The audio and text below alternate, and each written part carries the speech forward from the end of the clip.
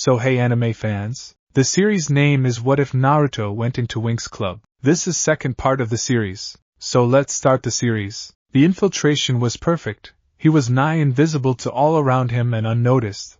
The assassin descended totally undetected on a single wire towards his target. Inch by inch, his eyes keen and focused on the target, he readied his weapon to strike and... Don't even think about it, Hinata said calmly, and Naruto lost his focus and crashed painfully into the floor. Ow! He muttered, retracting the micro cable. I'll trip you up someday, he vowed, grinning at her. Yeah, and candy will fall from the sky, Hinata replied, and a few nearby girls giggled. This wasn't the first time Naruto had snuck over to play with the only person his own age he knew. Although he got a thrill one-upping people older than him, someone his age was a comrade in arms. The teachers, the moment he hit puberty, did everything in their considerable power to gain respect, to be off the hit list. They succeeded. Cloud Tower's student body, however, ouch. Top o' the morning to ye, lad. How fares your grandmother on this fine day? Whizgaz the leprechaun asked, and Naruto grinned. Same as always, on top of everything and nigh unknowable, Naruto replied. He personally liked this teacher for his sense of humor. Who else would use mice in a class of panicky girls? Ah, that's good to know, laddie. No, if you'll excuse me, I've got to get to class, Whizgaz said, hurrying along. Don't forget the mice, the 13-year-old boy called after him, getting a laugh from the tiny man as he vanished. So Shorty, any plans for the day? Hinata asked, resting her arm on his head, which he brushed off. Hey! Just because you got into your growth spurts first doesn't mean you can lord it over me, Naruto protested, ignoring the taller girl's laugh. Yeah right, you're just a shrimp, Hinata chuckled. You'll see. Boys get their growth spurts later than girls, and get them longer. I'll tower over you like an ogre, Naruto retorted, and you'll probably smell only half as good, she remarked, pinching her nose. That one actually hurt a little, he said, getting a giggle. I mean, come on, I thought we were just playing around, cut it out, he protested, his tone drenched in sarcasm before he chuckled with her. Anyways, as you know, the school year's just begun, so there's a new batch of students at Cloud Tower, and I was wondering if I could tempt you this year into causing a touch of chaos? Naruto asked, and Hinata looked up while shaking her head. Now Naruto, I'm a young lady now, I can't just start pranking people at DOM. Drop the kitten eyes, she said, and Naruto started pouting a little. Besides, you still owe me a full day at Magix, including lunch and a breakfast special. Hinata returned, and Naruto gave an exaggerated sigh. Fine, I guess I'll just cause some hell tomorrow, all by myself. I've known you way too long for those eyes to work, Hinata replied. Damn it. What are you, frickin' incorruptible? Going for the Saint of the Year award? Naruto asked cheekily, getting Hinata to take a swipe at him, which he dodged. And I did remember, the bus there leaves in 10 and I've got a hefty number in my bank account. Well, I have to show good manners as the headmistress's daughter, Hinata said, and Naruto chuckled. That's funny, I have to put up a vicious and cunning one back home. It's a real kick too. Sure you don't want to convince a few newbie witches that they don't want to cause trouble around here? He asked, and Hinata raised an eyebrow. Please? Naruto asked, and she shook her head. Fine, we'll waste our time shopping, Naruto said sullenly, and Hinata grinned. He had no teeth when it came to her. Magix. Very nice. No. Pretty good, Naruto said, as Hinata went from a black gown to a frilly purple dress to a dark blue jacket that was unzipped, revealing a lavender bikini top and a pair of jeans with sandals. You're just a Kage Bunshin, aren't you? Hinata asked. I'm busted wide open, the clone asked, and Hinata nodded. Where's the real Naruto? Hinata asked. Taking a nap. The boss remembers the last time you took him clothes shopping. 3 hours? By the dragon, the clone said in exasperation. If I hadn't been taught self-control my whole life, I would have slapped you into next Sunday for that, Hinata threatened, and the clone slid to the opposite side of the bench to get out of firing range. You go and wake up Naruto now, or I'll use a kunai he forgot at Alfea on you then him, Hinata said, and there was an indoor breeze as the clone set a land speed record to get the original, who was napping on a rooftop a half block away. There was a flash of yellow from Hinata's dressing room, and Naruto stumbled out, having used the Hiroshin to come as fast as possible. Well, you've killed the shopping mood, so I say Brunch. The Mango Dragon has a breakfast buffet that's still open. Hinata said. The Mango Dragon? Sounds like hippie heaven. Naruto said sideways, causing his clone to chuckle. By the way, I've decided I like all three. Hinata replied, and Naruto and the clone sighed, and they both pointed at each other. You're carrying, what? No way in hell am I on bag duty, you do it.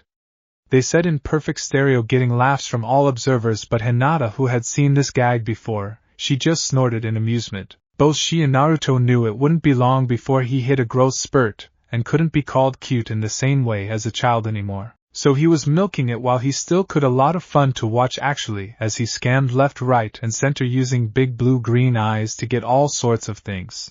QB red plus Naruto blue equals aqua blue-green eyes. Although the fact that they were slightly slitted took away some of the appeal, the fact that he had deep red hair with blonde tips balanced it out. It was all spiky too, and pulled into a braid with a couple of bangs just over his eyes. Think Edward Elric from Full Metal Alchemist, but spikier. He made a big show of his reluctance to pay to the cash register, and even got some sympathy out of it. You are impossible. You're 13, Naruto. When will you grow up and stop acting like a prankster brat? Hinata asked, and Naruto shrugged. I dunno, when I feel some growing pains maybe. Do you know how creepy it would look for someone like me to be stiff and mature? Naruto asked, having casually sealed the clothing in a scroll and pocketed it. After a big fight about who had to carry it, with his clone ending up with the clone making a face and dispelling itself, leaving him high and dry. Besides, you're still a kid too, just taller. Relax a little, Naruto countered casually. I know we could make ourselves young again with high magic, but still the first time through childhood should be something special and memorable. We have eternity to worry about adulthood, so let's just be kids for now. You know it's really easy to forget that you're practically a prophet sometimes. Hinata said with a groan, getting a laugh from Naruto that she couldn't help but join in. Here we are, you wouldn't believe what they have here. Hinata said with a dreamy look on her face. Okay, but if I don't believe in the food they have here, I'm going to go hungry. He said, then dodged a smack. Cheeky little, oh never mind. Hinata said with a sigh as they found a table and both ordered the buffet and a pitcher of orange juice between them. Before we start eating, why do you keep hassling me? It's nowhere near the levels of anyone else, but still. Hinata asked, and Naruto sighed. You're not the only one going through puberty here, you just hit it harder. I have a vent which is all of the Cloud Tower student body.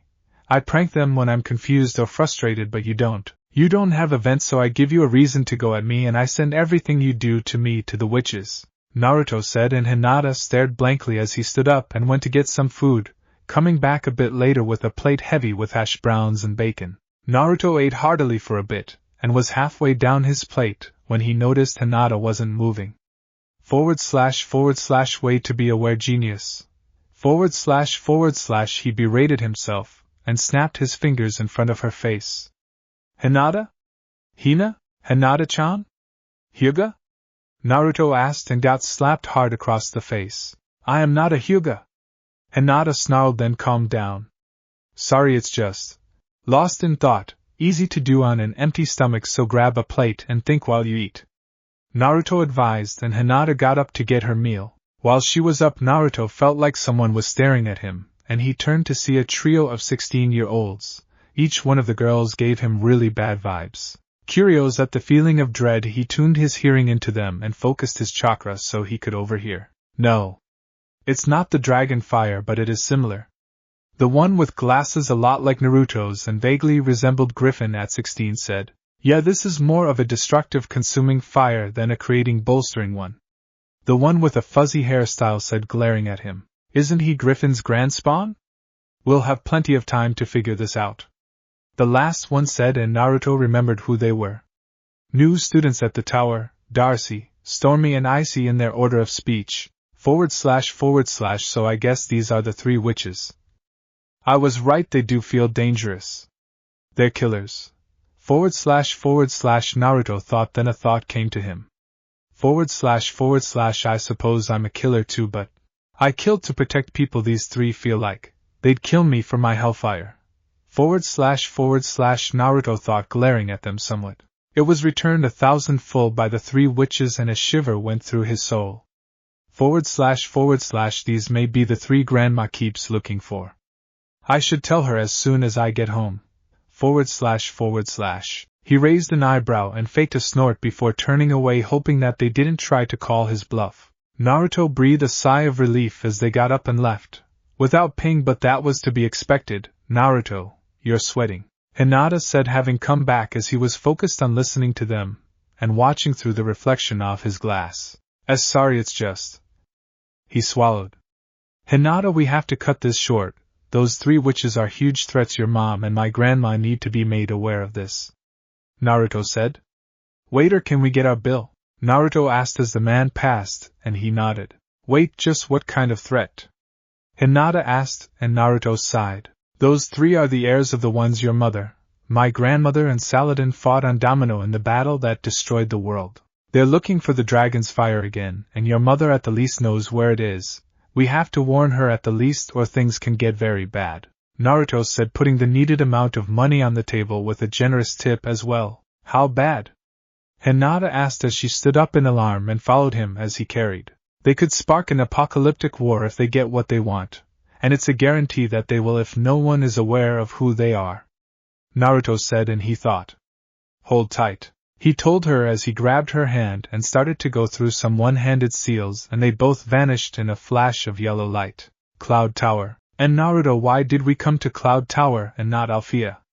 I thought my mother was in most danger, Hinata asked as Naruto led the quick chase to Griffin's office. Because I can only teleport to where the 3 blade knives are, and you're carrying the only one that would have been in Alfea.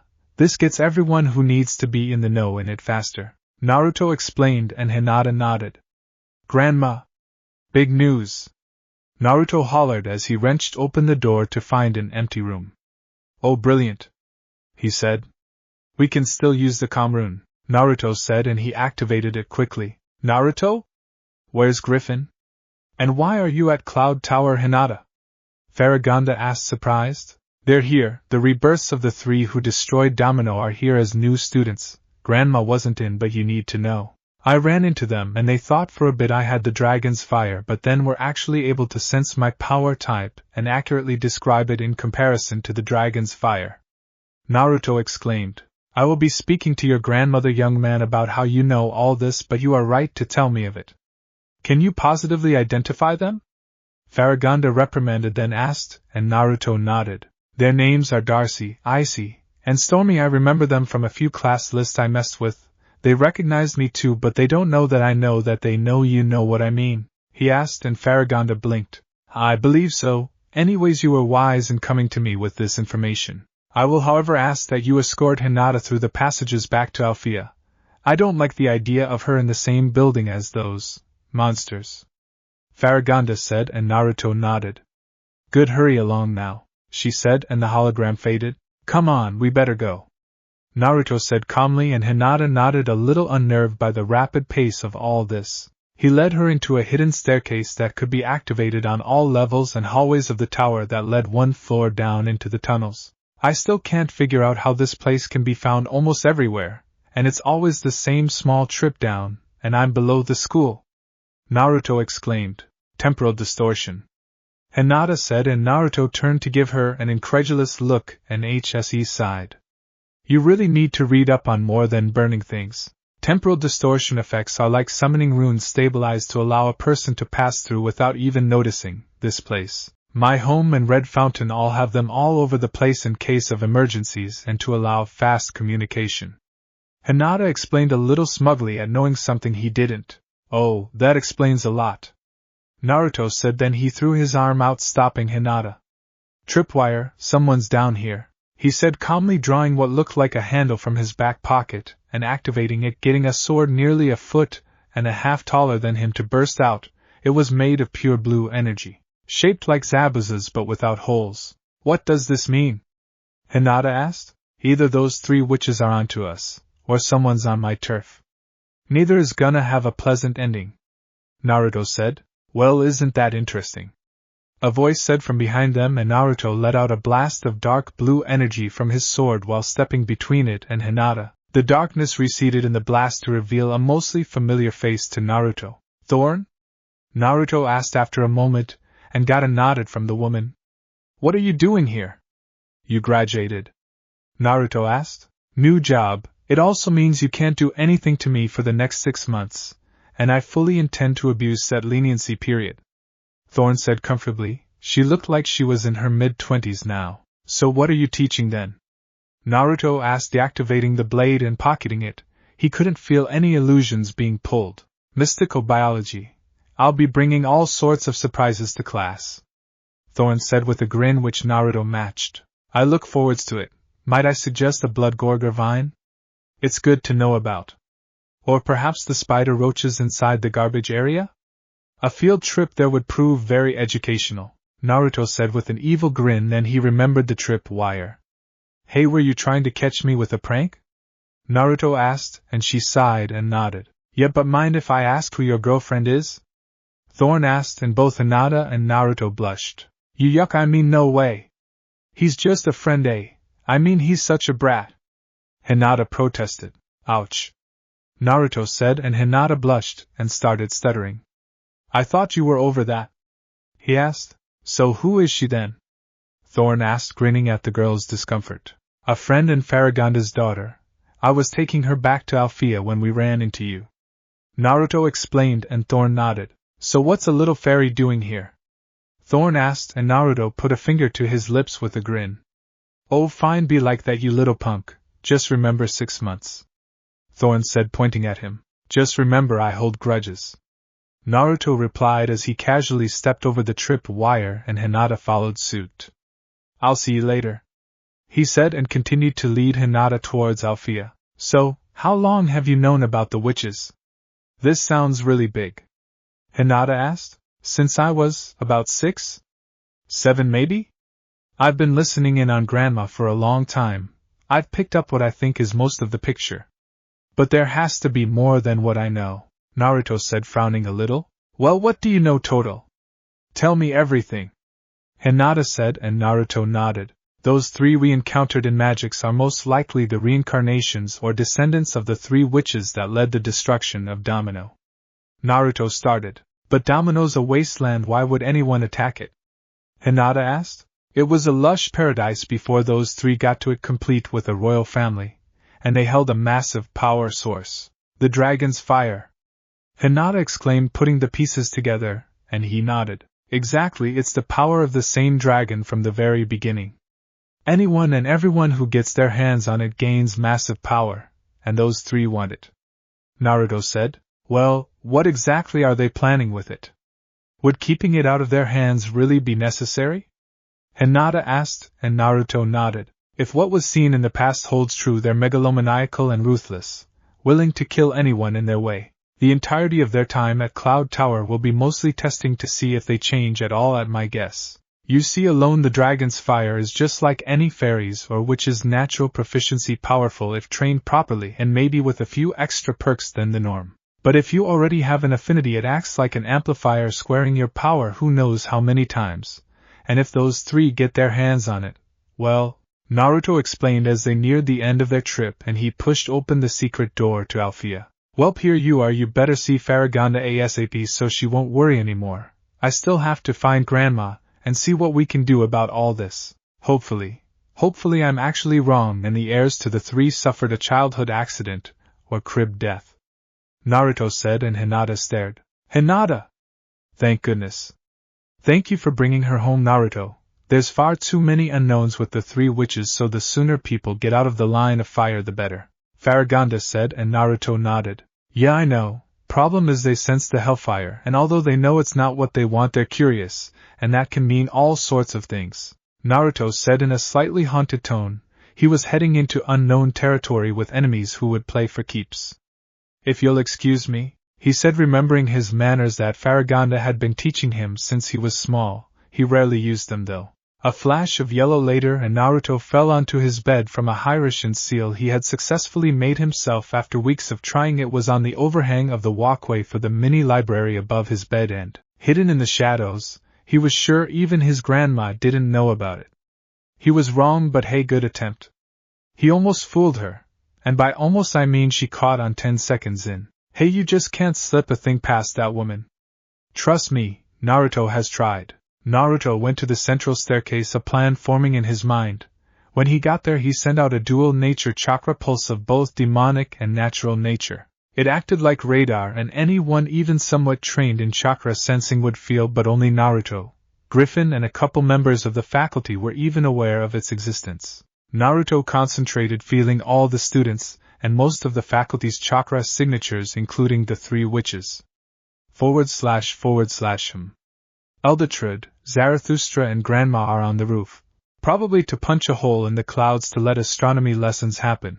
/ he thought as he felt the general shape of their positions come back and noticing the way their chakra was fluctuating. He grinned casually as he jumped from one floor to the next, using chakra to act as both a springboard and to stick him to the walls. He remembered the first time he used his radar, and that was when he decided that pompous Alp nightmare needed a lesson. Taking inspiration from a story about his mother, Naruto had locked him in a closet for a week, and played an endless stream of hip-hop and rap mixed with a dance compulsion spell. Furthermore, Naruto had rigged everything so that it all led back to a random student who is a bit of an insomniac now. He thought ruefully, remembering how truly vicious a pist of Alp could be. Massive shape-shifting powers mixed with the ability to slam you right in the head from the inside out makes an enemy you do not want to fight. Few more floors to go, and Naruto was then standing on the ceiling and racing to a window he opened before running up the side of the wall. He remembered the first time he tried this, and his grandma was barely able to catch him as he tripped a security measure and was blasted into midair. It scared him away from wall climbing for a bit. Then he learned how to mix both his chakra types with his hellfire to launch himself in midair. It was draining and he could only make a couple jumps, but it was a lifesaver. Alright now ladies, lay down the final layers so that we can retire for now, Griffin ordered as she and her employees, Naruto called them minions in private to Griffin as a joke once. The glare he got set him straight. Finished a vast runic circle that would create a large, sustained and constant pulse that would repel all clouds so that the heavens could be studied. Controlling weather usually involved either conjuring an effect or causing a chain reaction to build up. Resisting it with magic, on the other hand, was high-powered, high-leveled stuff that even the best like Griffin, Saladin or Faragonda would hesitate to do outside controlled conditions. Now Naruto, I suppose you have something rather urgent to tell me, considering you used the calm rune in my office. Eldertrud, Zarathustra, Griffin said, nodding at them without even turning to face Naruto. After they left, Naruto walked up beside her and looked up. I assume you found the same thing I had? She asked, and Naruto nodded. Why didn't you tell Faragonda? This involves most of Magix, Naruto said, and Griffin sighed. I was intending to, but I've been trying to fill in the blanks. We have 16 years for all three that make them all unknown factors, and I have yet to find anything substantial in any direction. I don't know what their next move is, if they've already moved, or if they will at all. It's the singularly most aggravating thing in years. Furthermore, they have warded all their possessions so that any attempt at scrying is neatly disabled, Griffin said in frustration. Then Naruto held her hand to calm her down. Well, that tells us a lot. It means they have something to hide, Naruto said, and she smiled down at him and nodded. Well, although our home is a place of secrets, some things have to be known, Naruto said calmly. Already planning? Yes, such as a certain seal array above your bed, Griffin said, and Naruto jerked back a little and stared at her. What? I raised you, I know your tricks, Griffin said with a shrug, and Naruto sighed. And I also know that I won't be able to persuade you out of sneaking into their room, she said, and Naruto looked up, grinning. Well, it's only those three anyways. A triple room? That's weird, it's usually single, double, or quadruple, Naruto thought, crossing his arms, and Griffin put her hand on his head. Yes, the other roommate had a family incident and had to leave, Griffin said, and Naruto frowned. Let's hope it's just coincidence. But I can tell you this, Grandma. When I saw them in Magix, they were fully aware of me, and they have the feel of killers. I don't think we'll have an easy time with them, Naruto said, and Griffin nodded, fully understanding. 30 minutes later, / they've left the building, or shielded their chakra. / Naruto thought as he picked the lock on their door and slipped in, locking it behind him. One of the things he had taken to heart from the scrolls was to hope for the best but expect the worst when on a mission, and right now he had one. He had to find evidence one way or another to the intentions and resources of the three witches. Alright, I can sense some magic. Most likely the anti-scrying shield. It's triple-laced, meaning that if you destroy one layer, the bottom one starts to repair it while the residue reinforces the second, while the first gets repaired stronger than ever. Hard to make, nearly impossible to pierce. Bloody hell, that's advanced stuff. Naruto whispered to himself. Alright, there must be something. Naruto murmured as he dug around all of the sources of magic. / damn it, they're probably carrying the stuff around on them. / hold on. He said, picking up a purse. Icy tricks? Poor girl. Naruto said, reading the name on the driver's license inside. He heard a key in the latch and quickly replaced the wallet and purse before dispelling himself. A shadow clone. Smoke. Stormy. Darcy. Someone was in here. Icy snarled, and they quickly looked around the room. Maybe it was the Griffin's grand brat. He's known for these sort of things. Stormy suggested, coming up with nothing. No, he uses magic. He'd have said a word of if he used any in here.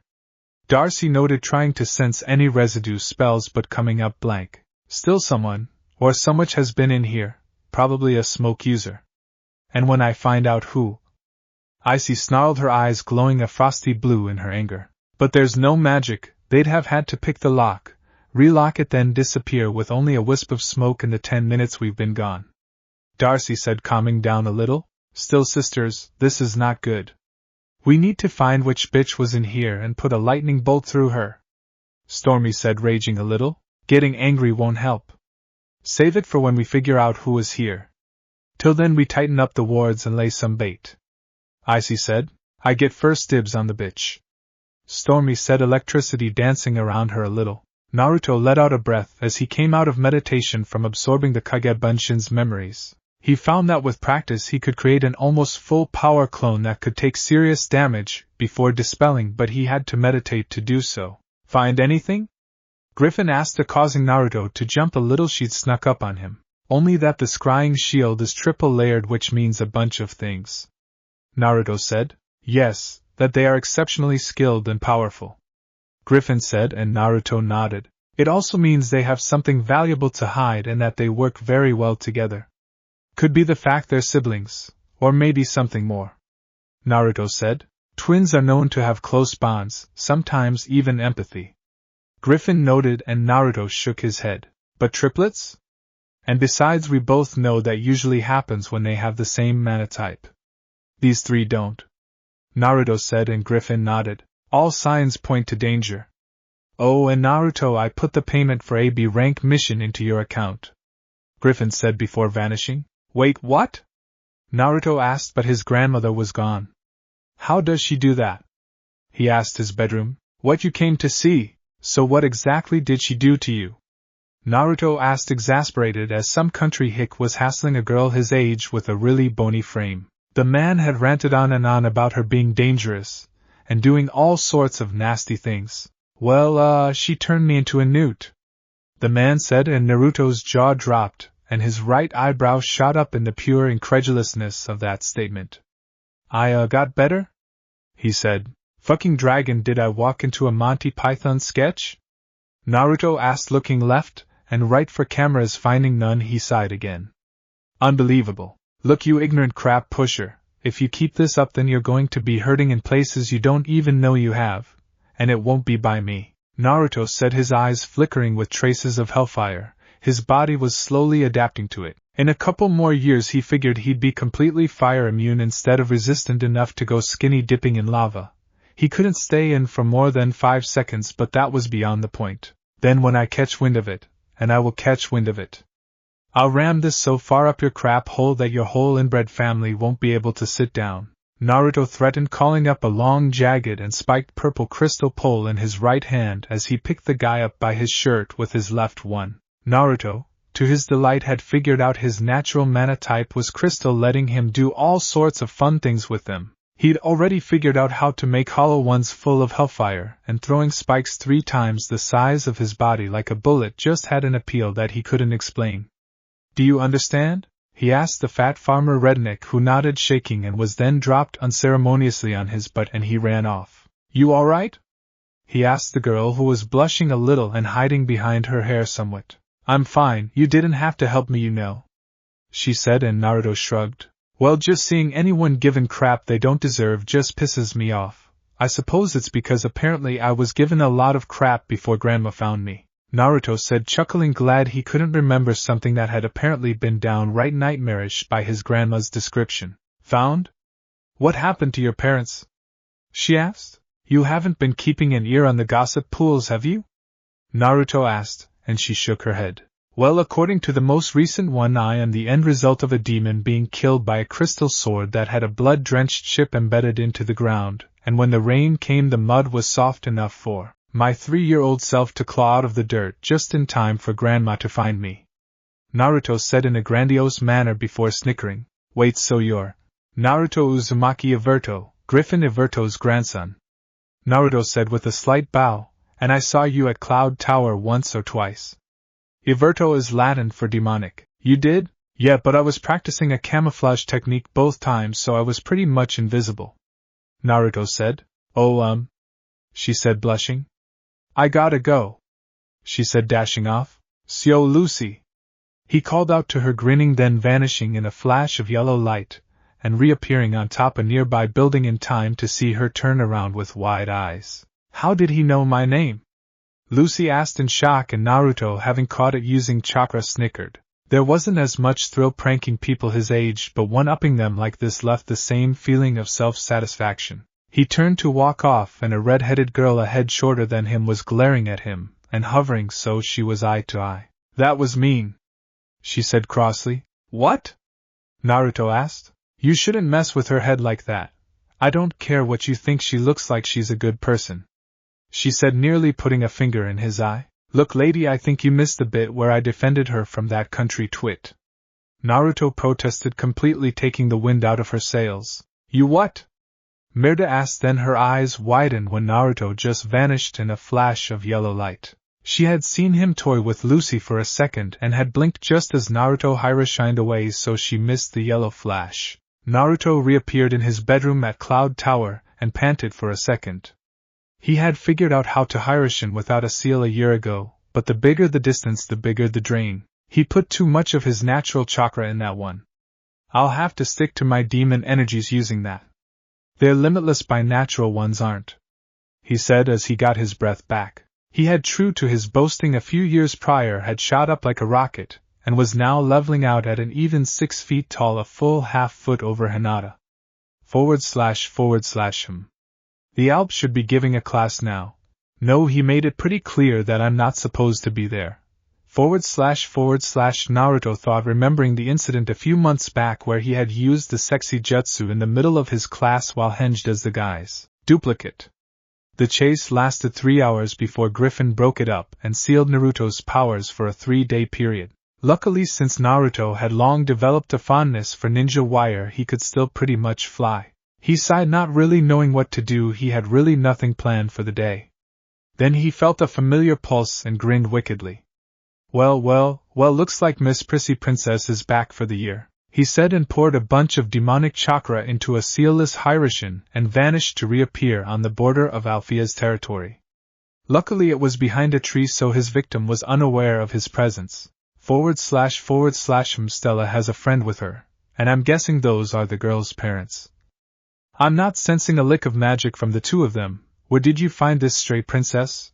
/ He thought, watching as the man slammed right into the anti-mundane barrier, but the rabbit just went through. / That's gotta be a blow to the manhood right there. He missed it. / Naruto thought, realizing the guy was too thick to even notice that a rabbit had gotten through no problem. Don't worry, I'll send you home now, don't move, Stella said confidently, and Naruto snorted. She took off her ring and said the access word.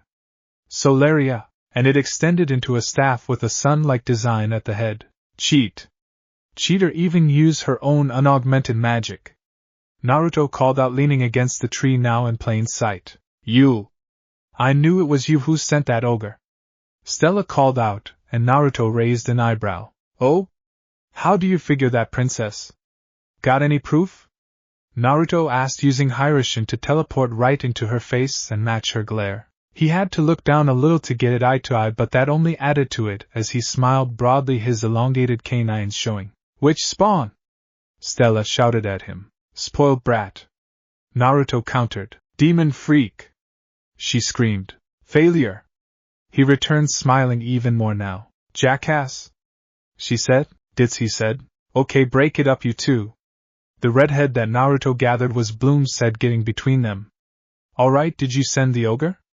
She asked him. To where? Naruto asked. Never mind. Bloom said.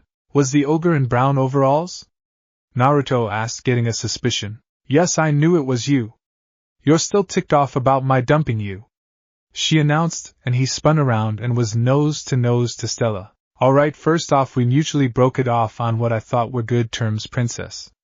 Secondly, the brown suspenders are standard issue to the janitors of Cloud Tower ogres all. It means you seriously pissed off a witch strong enough to intimidate a very strong, highly magic resistant being that are well known for having bad attitudes. Just what did you step into, Star Sprite? Naruto asked, and Stella blushed. Don't call me that. Stella half shouted, and Naruto rolled his eyes. Can you tell me anything about the ogre in question? Anything weird? Naruto asked. Well, it was on a non-magical world first of all, Stella said, and Naruto got a touch of whiplash, turning his head from Stella to Bloom and back. Unbeknownst to them, he had sent a magical probe. The hell? What were you doing on a non-magical world? Naruto demanded, inwardly cursing. / shit. Son of a fucking bitch. It's her.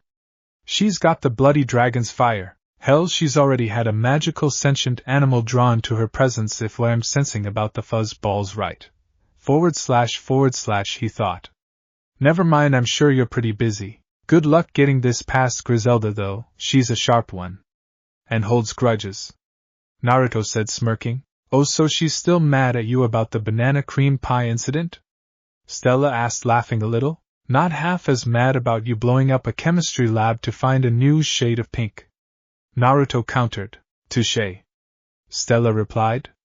I guess I'll be seeing you later. Stella said. Well, I will be bugging Hinata later on, so probably. Sio.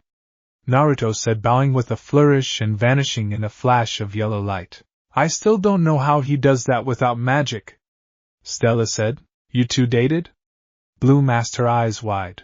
Oh, it was a quick fling thing. We never got past first base. Although it's damn tempting. Stella giggled to herself. Oh, right before I forget. Bye-bye now, Stella said, and Bloom's parents had pillars of light appear at their feet, and they faded from view. There no worries now, I already know a way past Griselda, Faragonda's office. Goodness gracious, Naruto, you startled me, Faragonda said, surprised with his sudden, uninvited and unanticipated arrival. Sorry, miss. I just came to warn you I've found the dragon's fire, Naruto said, and Faragonda's eyes went wide. Well then, young man? Was it that Stella girl the tricks are fixated on currently? Faragonda asked, and Naruto shook his head. No, but Stella found her, on Earth. I sensed the power, and it's everything I thought it would be. Raging but protective and nurturing. Her name is Bloom, red hair, about a half-inch taller than Hinata with blue eyes, and is followed by a pixie rabbit without wings. Naruto said, and Faragonda nodded. Thank you for bringing this to me, Naruto. Although I sense something else is amiss, she said. Good grief. Can I get anything past you or Grandma? Naruto asked, exasperated, then sighed. Stella found Bloom while being attacked by an ogre wearing Cloud Tower issue overalls, so the tricks know about Bloom's existence at the least, so it's a bit of a step back already. Naruto said, and Faragonda nodded. You'd better go tell your grandmother. Now if you'll excuse me, I have to welcome the new students. Faragonda said, and Naruto nodded. Sio, he said, vanishing in a flash of yellow light. A few hours later, Naruto was walking down the streets of magic, a little drained from how much his grandmother had drilled him on all the information she could get. She had begun an investigation about the ogres to see if one was missing or the like. He grimaced at how intense she was about this and wondered why it was so much more personal for her than Faragonda or Saladin. Either of them showed the same fervor.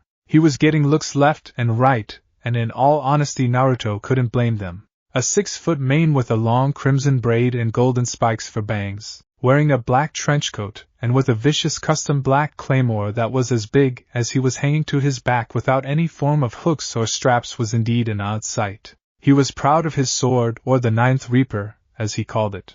The blade was 9 black triangles getting progressively shorter with the tip of one in the base of the next, and each triangle held a unique rune with the pommel holding an enchanted gemstone that would cause the blade to violently reject anyone but himself from picking it up. Every edge was razor sharp and altogether it was about 120 pounds. Having made it with the help of his grandmother, Faragonda, Saladin and half of the Cloud Tower faculty including Thorn, it was one nasty piece of work that had been tempered in hellfire and oiled in his own blood. This was his sword. Each triangle down the length had an enchanted rune with a different effect. The first rune allowed Naruto to summon it by meditating for 5 minutes. Useless in combat but further insurance against the chance of it being stolen, Saladin had added that saying that he'd find such a thing useful and practical. The second rune he put in himself which caused a near-perfect duplicate of the sword to appear in the other hand for double-blade combat. The third rune was from Hinata who enchanted the blade to fly back to his hand if within a 1k radius, letting Naruto use it as a ranged weapon. The fourth rune was from Faragonda who enchanted lightning into the blade and laid the foundation for the next 2. Edeltraed had added the fifth rune which imbued the blade with icy effects. Zarathustra added the sixth rune which caused a sheen to cover the blade allowing Naruto to literally bat magic away with it, Jutsus 2. The seventh rune was a gift from Hinata which allowed the sword to fly with Naruto surfing on it. The eighth rune was a gift from Stella which caused the sword to emit a powerful bright light in either a concentrated glow or a blinding flash. The ninth rune was a second gift from his grandmother that in all honesty Naruto had no clue what it was meant for or what it did. It had so much power it scared the crap out of him. The handle was made of 1,000-year-old ash that Thorn had enchanted with its defensive properties. The metal itself was pure duskstone and ore that could only be found at night by nocturnal beings, making it very rare. Mr. Knight had a large stock that he had donated for the blade that seemed to drink in the light around it. It literally was. The final piece was a creme de la creme that Naruto had put together. It was the dark gemstone in the pommel. This piece actually caused the blade to absorb light like a solar panel and convert it into its own mana store that could be used to activate the runes. It also allowed the sword to carry itself on Naruto's back without an issue. What was really cool though was that the sword was developing a mind and could actually perceive the world and speak telepathically. It was a stupid mind, but an observant one. Master 2 of Makers are coming. There are 4 more with them, one of fire, one of nature, one of sound, and one of machines. Reaper said to Naruto, and he nodded and jumped up high onto a nearby roof. He didn't have to wait long as both Hinata and Stella walked through the street below with 4 other girls in tow with Bloom among them. Reaper always referred to everyone who had a hand in its creation as a maker, except Naruto who was master. Oh, I can't resist, Naruto said, and he jumped again and teleported just behind them, causing the one with black pigtails to jump in fright. Holy! Who are you? She demanded, shocked. Hey Naruto, Hinata said pleasantly. Hey Hina-chan. Mind introducing me to your friends? Naruto asked, relishing the looks of shock he was getting off the girls and was able to make snap discoveries about their personalities. Bloom hadn't panicked too badly, but the trenchcoat and Bifes, big fucking sword, had thrown her off balance. She out of her element here in Magix. The one with long brown hair was a serene girl who quickly regained her composure. The one with pigtails was very excitable and energetic. Finally, the one with violet hair was very calm, but she had weird chakra flows around several internal organs. / a cyborg. / Naruto thought curiously. Why are you staring at me? She asked. I was wondering just which of your organs are cybernetic, Naruto said, and she blushed. You can tell? So easily? How? She asked, and Naruto put a finger to his lips and winked. Oh, drop the cloak and dagger deal, Naruto. This is Tekna, Musa, Flora and Bloom, Hinata said, and Naruto shook their hands as they were introduced. Hey, was Stella telling the truth? That your grandmother is the founder and headmistress of Cloud Tower, and that you've lived there since you were a toddler? Bloom asked, and Naruto nodded. Oh yeah, lot of fun too. You see, you have to be cunning and downright nasty or everyone's walking over you. Curses, hexes, jinxes, traps, and outright violence is encouraged. As long as no one takes it too far, then it's all in good fun. Naruto said, grinning. And what exactly constitutes too far by Cloud Tower standards? Tecna asked. Somewhere below death and above decapitation. Naruto lied, his face completely straight. You're lying. Tecna said. I didn't know I have a tell. Naruto said, frowning a little. Your heart rate increased ever so slightly. Tecna said. Ah. Naruto said calmly. How did you tell? Naruto asked. The skin above veins ripples slightly with every beat. It is difficult to notice without ocular enhancements. Tecna replied. Okay, I'll buy that. So Hinata, you and Stella still splitting a room? Naruto asked and got a nod. Stella still snore like a foghorn? He asked, getting a squeak of embarrassment and outrage. I do not snore, Stella protested. So Stella, does Hinata still tie herself up in the sheets? Naruto asked. You liar! You've never seen either of us sleep. Hinata countered. Alright, fine, you got me. Naruto said, his hands up. Anyways, this is girl time, Naruto, so push off. Stella said with a dismissive gesture. Oh, just for that I'm gonna stick around anyways. Naruto said, grinning. Then a portal opened under his feet, but Reaper was ready and simply started hovering, holding its master up. Nice try, Hina-chan, Naruto said, his grin showing his fangs clearly, combined with his eyes, which now resembled his grandmother's slitted yellow orbs to AT, and his attire made a freaky sight. Not like a lion, think a yellow cat eye. I knew I shouldn't have helped you make that hunk of junk. Stella said. Hey! Reaper is an artifact class weapon. People would sell their souls to have this bad boy call them master. Naruto protested. An artifact? And you made it? The raw energy and complexity required for such a level are on par with expert architects. Who did you have assisting you? Tecna asked with renewed interest. The headmasters of all 3 schools of Magix. Naruto said, and there was a stunned silence. I also had help from half of the Cloud Tower faculty, as well as Stella and Hinata. Naruto said. Don't forget you used your own blood charged with demonic energies as a coolant while forging it. Hinata said, goggle-eyed, staring. Your own blood? Oh dear, didn't that hurt? Flora asked. Pain is just the body's way of telling you what's going on. Acknowledge it, and it feels like an itch at worst. Naruto said, waving it off. Still, the amount required to hold a blade that size is roughly 10 liters at the minimum, which is over twice the amount the human body is capable of holding. How did you spill enough without killing yourself? Tecna asked. For an answer, Naruto bit hard into his hand and showed them the steaming and rapidly closing wound. Regeneration. Fascinating, your metabolism must be incredibly powerful to hold such an ability. Hey, you should see me hit a buffet. I've been banned from most of them. Naruto said, grinning. Alright, Naruto, you've had your fun, now be a gentleman and shoo. Stella said, and Naruto raised an eyebrow. Since when am I a gentleman? Naruto asked. Since now. Banishment. Hinata called out, and Naruto was enveloped in darkness before vanishing. Then now let's have some fun. Cloud Tower. Naruto blinked as he reappeared in his bedroom.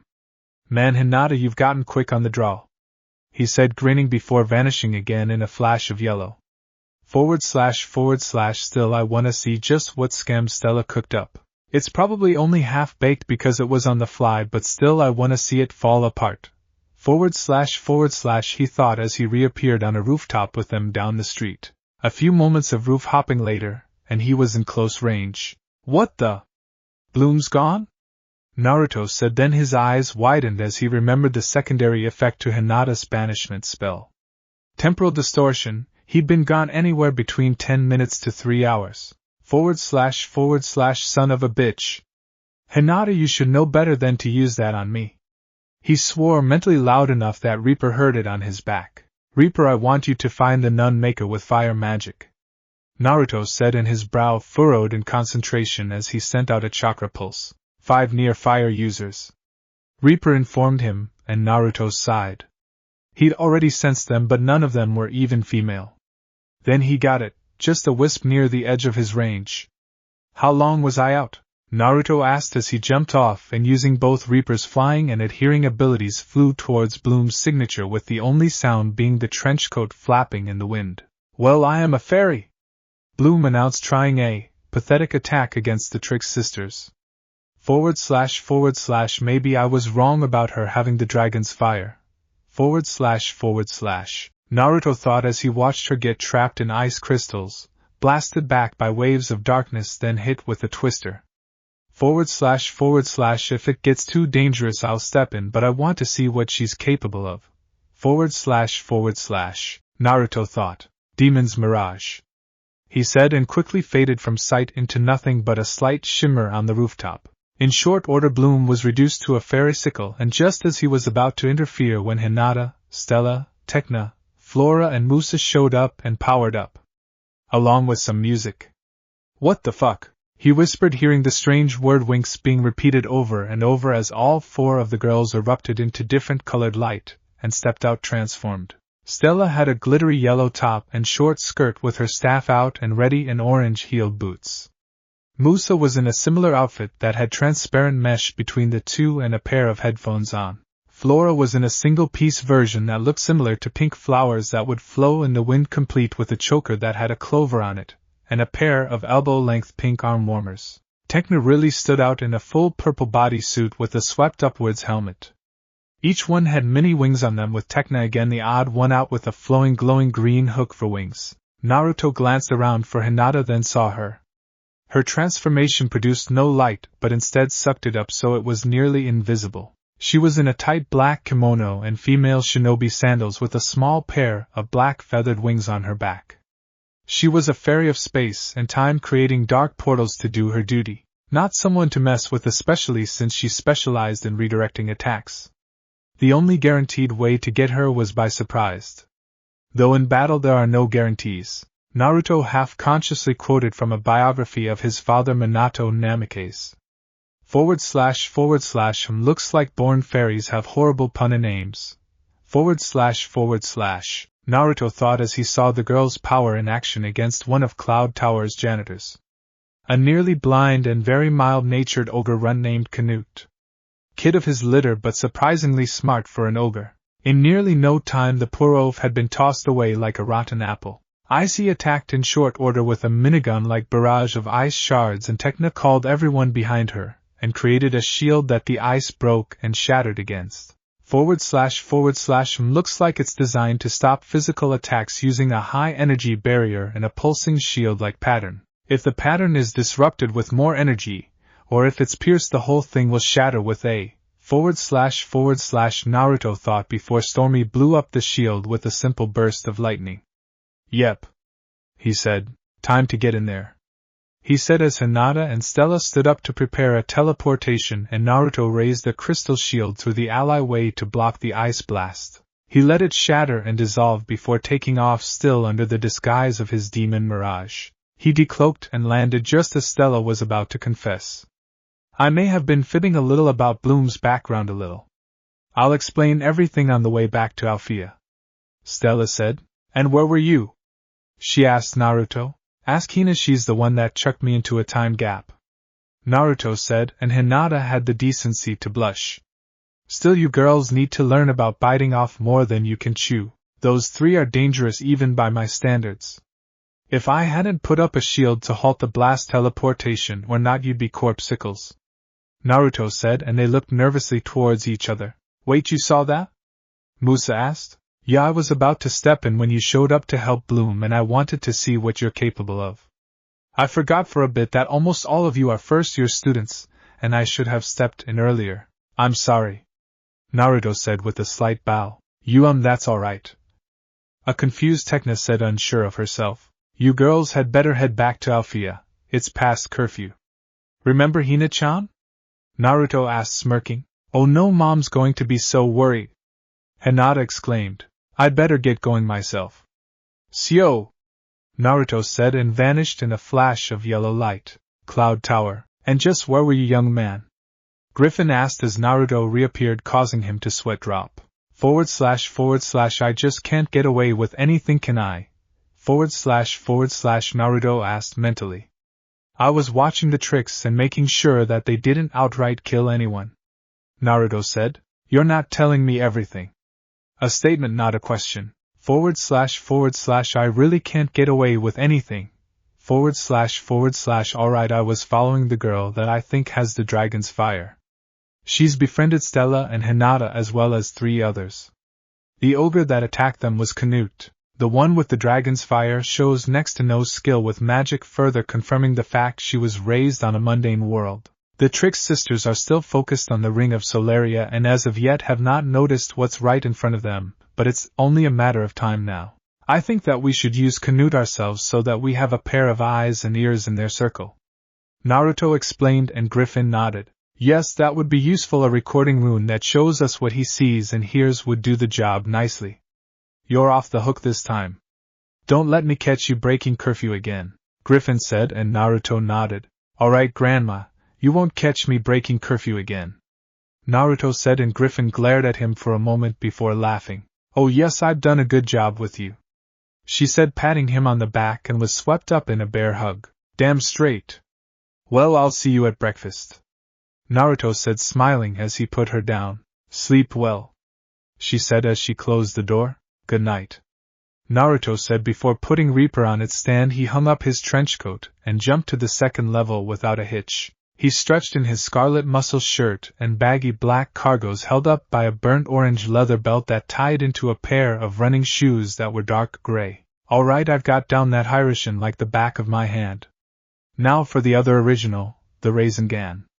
Probably a good thing I trained to do the Hiraishin so hard. It's just damn useful. And if this Rasengan is on that level, then I'll have another ace, Naruto said, grinning, then snorted. Like I need any more aces. Still, there ain't no kill like overkill. He cackled and started to read through the jutsu methods. Enjoy. Good morning, students. As usual, it befalls me to kick off the school year. For those of you who haven't met me yet, I am Professor Whizgaz, your teacher of metamorphosis, or as I like to call it, the art, Naruto said in Whizgaz's form with Whizgaz as the hat. Naruto was currently pulling at his lip and let it go. Of changing, he said, and started to change with a bit of help from Whizgaz, then hid him behind the desk on the chair. The way you look, he said now in Griselda's form, and got a smattering of applause. Oh, that's nothing by years, and you'll do better than that, Whizgaz announced, happily changing back and jumping up beside Naruto. Thank you for your help, laddie. Now can any of you students first of tell me why changing the way you look means so much? Whizgaz asked as Naruto's form wavered and returned to normal. He was in a pair of dark blue baggy cargos with a black stripe down them, a pair of leather sandals, and a tight white t-shirt showing off a perfect 6-pack and well-muscled arms. We're square now, right? I don't owe you any more? Naruto asked. Of course, laddie. Now since no one wants to answer, I'll just say it. Metamorphosis lets you do good deeds without being interfered with. It's a powerful disguise and tool when used right. It also saves a bundle on looking your Sunday best, Whizgaz said as Naruto stood up. Good luck, it took me a while to get this right, Naruto said, walking casually out of the classroom with many girls giving him flirty winks and sidelong glances. Whizgaz was now jumping on desks, and since every ending must have a beginning, we'll start with this simple exercise, he said as mirrors rose up from all the desks. Naruto missed the rest as he closed the door behind him and started walking the halls, barely realizing he was whistling. It was strange, he'd instinctively become a devious sneak in Cloud Tower. Here he'd whistle while he walked and sing for his supper. Over at Red Fountain he'd get competitive and try and one-up everyone. He could hold his own against a few second-year students, but the faculty could just lay him out. He learned that one the hard way. / Thank the dragon for regeneration. / Naruto thought wryly. Hello, Naruto. Care to accompany me? Faragonda offered, surprising Naruto, but he kept his composure. / Great. Grandma's been showing Faragonda chakra techniques. / Naruto thought as he nodded. I'd be honored, milady, Naruto said smoothly, and Faragonda laughed at this. So I assume you're here for more than fulfilling a debt. You would have left already if you were, Faragonda said comfortably. What? I can't simply bask in the atmosphere? Breath in the fresh forest air and savor the taste compared to the crisp winds of my mountain home? Naruto asked, smiling, and Faragonda laughed lightly. I suppose you have a point. All three schools have a different general feel to them, and it's nice to have a change of pace now and then. Faragonda mused. Very true, and you were right earlier. There is more to the equation. Grandmother believes whether or not she approves of it, the tricks will use the dance as a cover for an attack on Alfea. So she'll be opening a false contest to the students in order to be able to learn just what they will actually attempt, so I can follow and play damage control with greater ease, Naruto said, and Faragonda nodded. That is a shame. A few girls will be disappointed to miss a dance with so notorious a bachelor. My daughter amongst them. You've made quite an impression on her over the years, and that Stella girl certainly finds you attractive. Not to mention that noble and powerful impression you made on their friends. Faragonda said. Well, it may be done regardless. I was planning on joining you. You remember that technique which I have used to cause grief over the years? The shadow clones? Naruto asked, and Faragonda nodded. Yes, they are solid illusions that, although easily dispelled, can use spells and return what they learn to you. It's one of those chakra techniques, isn't it? Faragonda asked, and Naruto nodded. Well, as you know, my demonic chakra supplies are nearly endless. I have yet to find a limit that is not easily broken. If I use a ridiculously disproportionate amount in a set number of clones, they become more durable and last a great deal longer. I do, however, have to be either in deep meditation or asleep, otherwise the memories that pour in when they finally dispel are like self-lobotomy with a spoon, Naruto said, grimacing, remembering when he tried to read all of Cloud Tower's library in a day.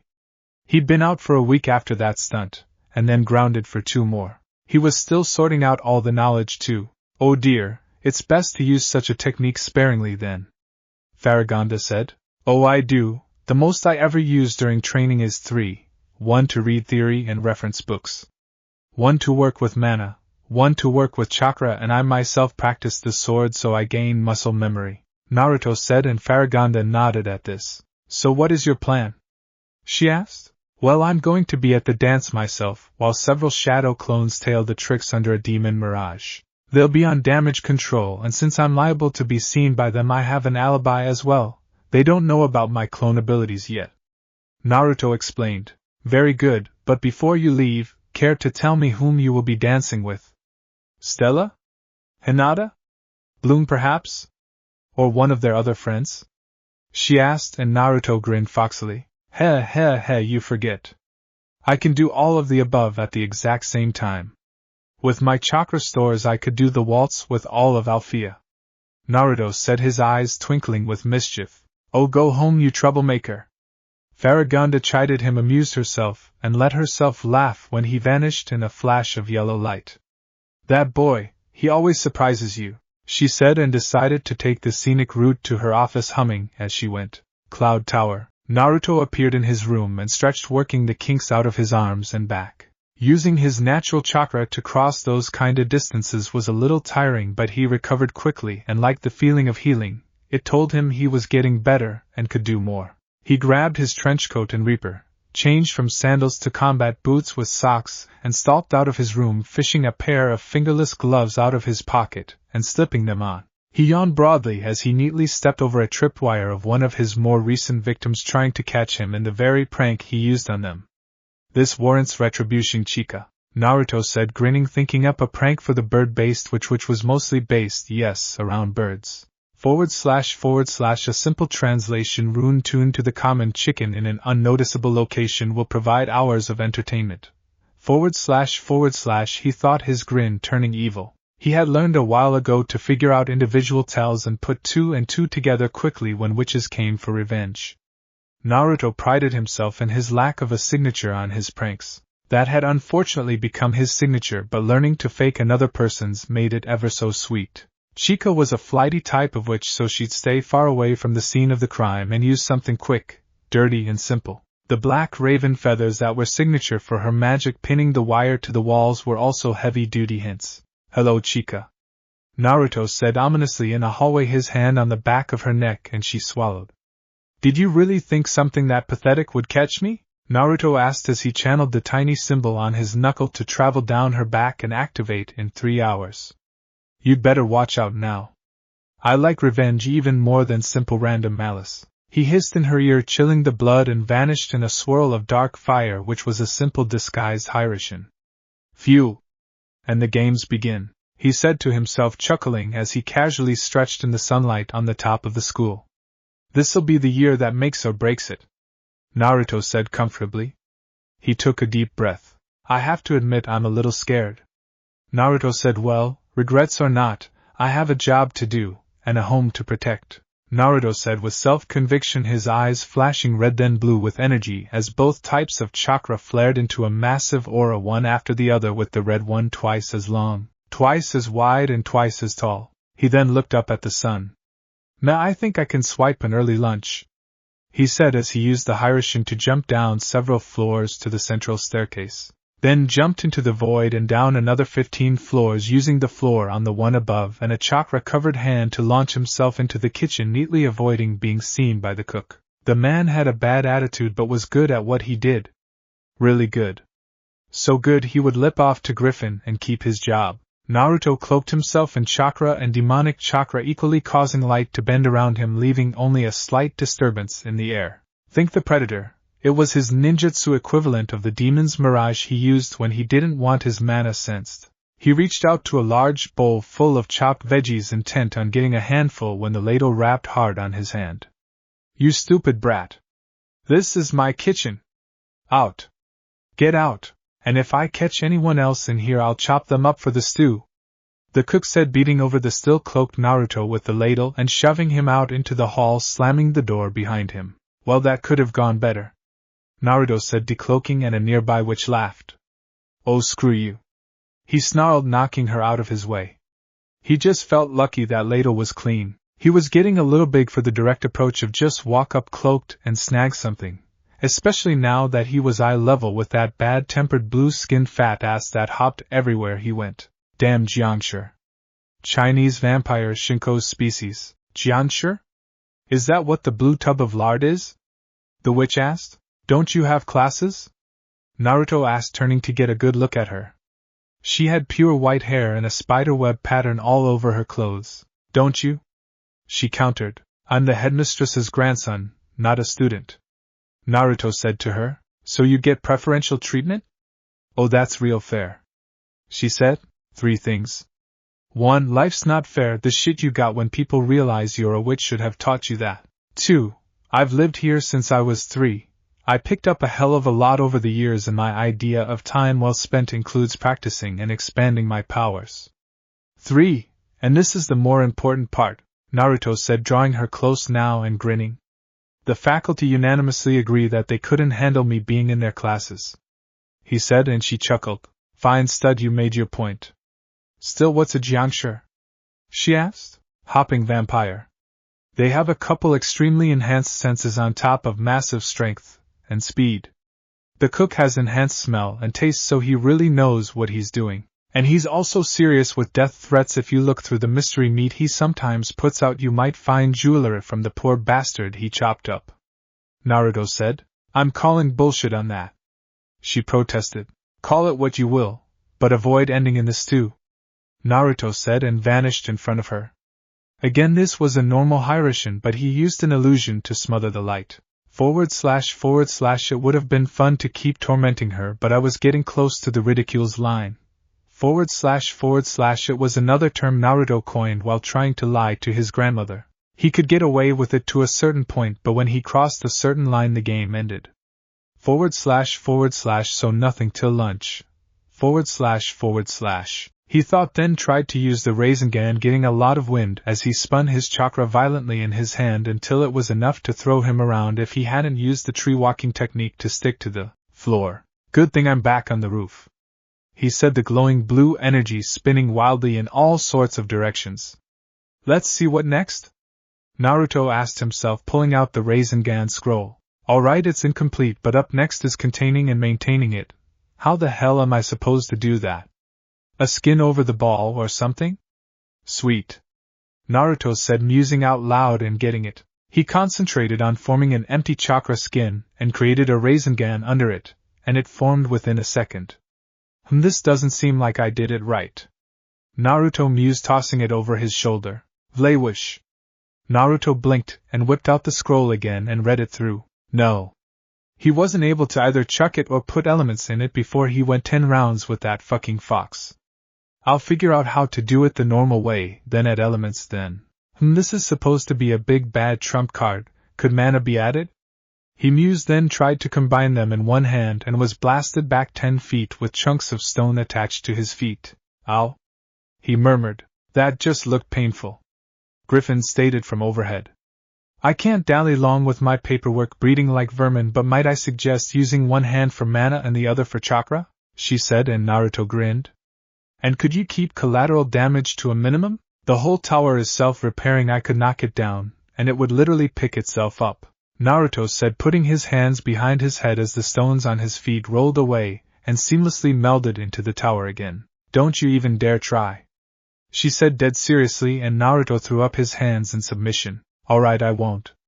He said, then gave an exaggerated sigh. You're impossible. She said, shaking her head. I am your grandson. He countered. That you are. Griffin said, smiling, and vanished. Use each hand to control one aspect, mana and chakra.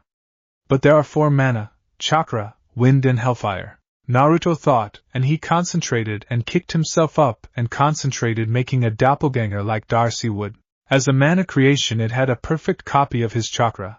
Like a shadow clone would have all the mana, doppelgangers had all the chakra. They nodded to each other, and with his right hand Naruto spun the chakra and formed using his left to add wind in. / shit, it's destabilizing, it needs a solid edge. / He mentally swore and forced it into a jagged shuriken shape. While this was happening, his clone was mixing in mana and hellfire, turning the silver shuriken into a dark purple and smoke-billowing monstrosity that they held between them. We gotta ditch this thing, they shouted in sync and hurled the attack as far away as possible, with the clone dissolving into a sphere of light that melded into Naruto again. All in all, it took about 2 minutes for this attack to form and be used. 2 minutes, might as well be 10 years on the battlefield. It's slowing down, he said as it got to 100 feet. I wonder, he said, and whipped out a crystal kunai he created with his natural mana and chucked it straight towards the bladed ball of energy. It connected at 300 feet, and the force of the blast nearly knocked Naruto off of Cloud Tower. Holy fucking shit, he shouted with the massive burning, bladed midair vortex that thankfully was thrown higher than Cloud Tower so it wouldn't damage it, but the 500-foot monster certainly grabbed attention. What the fuck was that? Icy swore as she and her sisters rushed up the stairs along with a good portion of the third-year classes at Cloud Tower. About 20 girls arrived, including both Thorn and the girl he had hassled earlier. Naruto, what did you do? Thorn asked, and he came out of his stupor. I created a spell of mass destruction. It's a bitch to use though, takes a long time to charge up. Naruto said, scratching the back of his neck. You did that? Icy demanded, getting right into his face. Yes, I did that. First time though, so I'm sure I can improve it further, he said, and she stared at him. Alright now, bye, he said, and vanished in a flash of yellow light. God, she gives me chills, he said, reappearing in his room, remembering that power-hungry look in her eyes a bare inch from his own. Ice is cold, Reaper said. Brilliant observation that, Naruto said, shaking his head at the stupidity of the sword as he hung it back up. Fuck you, master, the sword replied. My sword has attitude? What the hell? He asked, staring at it, and knowing it was staring back. Since when do you have lip? He asked, but got no response. Am I going crazy or something? He asked. Yes, Reaper sent. Well, if I'm talking to you, I must be. Naruto countered, and there was no reply. I win, he said. You lose, Reaper countered. Screw you, I'll just use my Phantom Blade today, Naruto said, flipping his sword the burn and shoving his Phantom Blade in his back pants pocket. He tossed his trenchcoat on the bed and sighed. Besides, I need to practice my Phantom Blade abilities, Naruto said, making a doppelganger, 2 shadow clones. Alright, you work on the Rasengan, look for control, it would be a sweet throwing weapon if we get that, he said, pointing to the doppelganger, who saluted. You work on a mana variation, but keep it contained, he said, pointing to the left shadow clone, who nodded. And you're on survey duty, he said, pointing to the right one, who nodded as well. The day passed quickly with some decent work on the Rasengan being done, but the shadow clone working on it got bored and tried to find new ways to create weapons and found out how to make a crystal chain so fine that it would act like even more flexible and easily controlled razor ninja wire that he could run his hellfire down. Nasty. The doppelganger had gotten down a throwing Rasengan, and was thinking there may be a way to swallow it or breath out one like the breath of wind ability. They had. The original Naruto had practiced the shockwave ability of the Phantoblade, which is useful in combat because you can use it to dice up the battlefield, lessening your enemy load for a bit. He was also trying to get it so that when he threw this sword it would come back. He still needed to work on his finesse a little, having nearly cleaved himself in two. He had to Hiroshin his ass out of the way when he missed the initial catch. Supper was his guest stew, and he had rushed up to the girl he harassed earlier holding an earring he had made to show her that yes, some student was in the dish. When she doubted him, he, without anyone seeing it, had dropped a duplicate earring into her bowl and walked off. The screen was something he treasured. He had drained himself pretty badly that day, so he crashed early but woke up early as well. ZZZZZZZZZK echoed through his room as he sat up, and his gaze fell on Reaper. Unbelievable. I've heard of the singing sword, but the snoring sword? Naruto asked incredulously, glancing at his clock. 6:20. What the hell? He asked.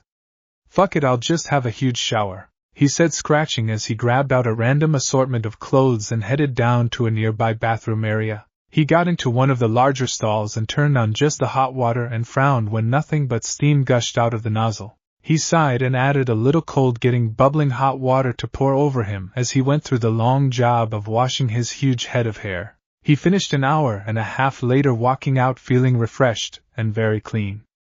I'm not going into any more details. For female fans, all you have to know is that he's tall, strong, and soaking wet. He stepped out of the bathroom in a burnt orange t-shirt and faded jeans with a black leather belt. He had normal black sneakers with dark red lining. His hair shining and back in its braid, he walked casually down for breakfast, knowing full well that the cook would skin him alive if he went anywhere near the kitchen.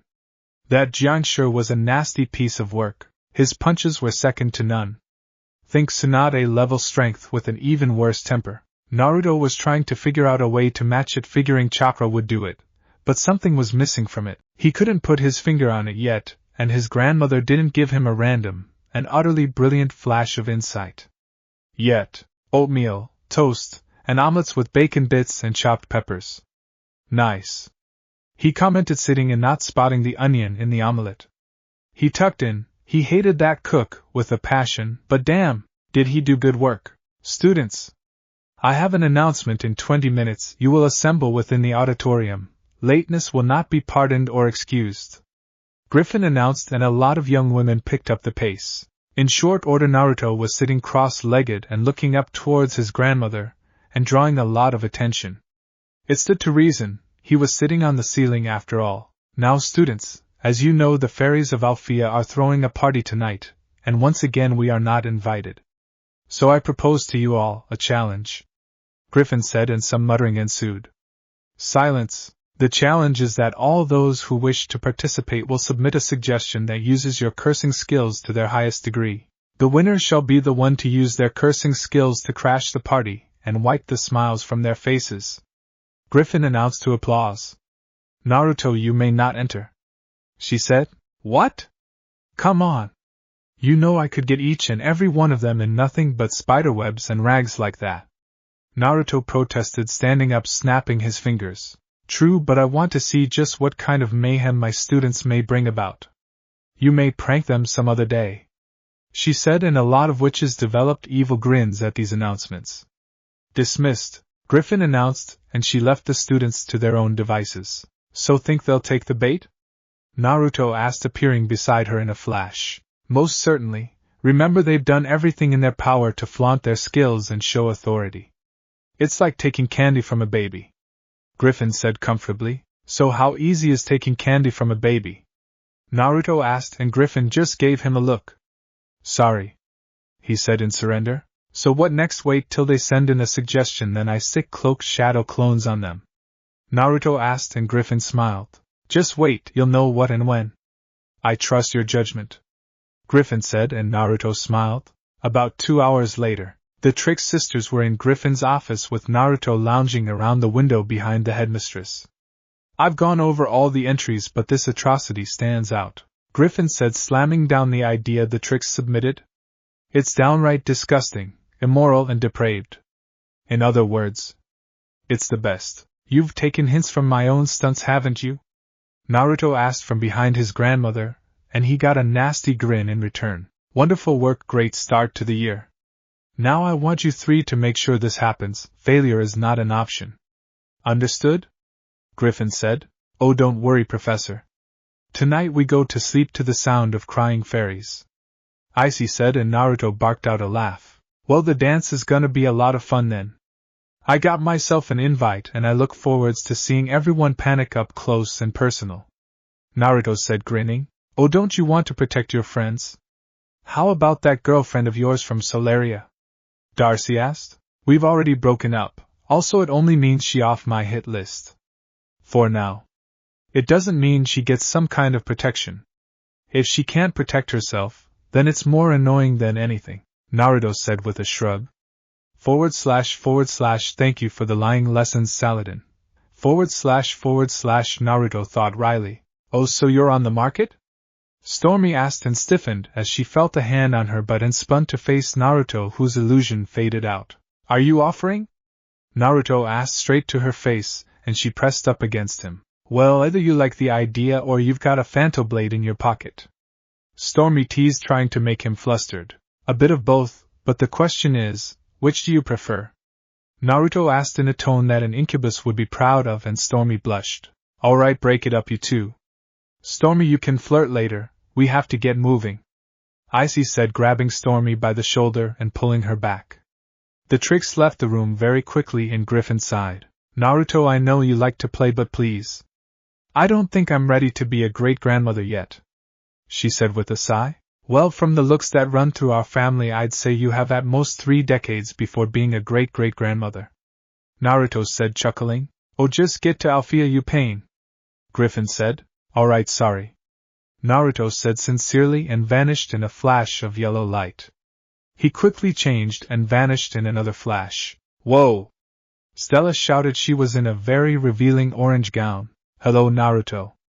Hinata said calmly, in a simple but appealing long dress with a slit on her left leg revealing heels, and the gown was low-cut on her generous figure with her hair flowing freely. She had a small black leather choker on to complete the look. Naruto whistled. Sexy. You two went all out. Naruto said, grinning. He was in a sharp black and white tux with a formal white wool trenchcoat replacing the jacket. The white pants with black lines up the side and black formal shirt underneath were well pressed and clean. Now, Naruto said confidently, vanishing. Shall I? He continued in stereo as a Naruto stepped out from behind both Stella and Hinata, taking their right hand each. Have this dance, mademoiselle? They asked in perfect sync, and a few nearby fairies giggled at the sight. Flirt? Stella accused without any real venom in her tone. You do realize it's just the one dance, then I'll be casting my net out to some nearby specialists, right? She asked, and then Naruto, dancing with her, chuckled. Of course, but until then, Star Sprite, you're all mine. Stella's Naruto said with a flirty wink. Come on, Hina-chan, don't be so nervous. Just imagine everyone naked.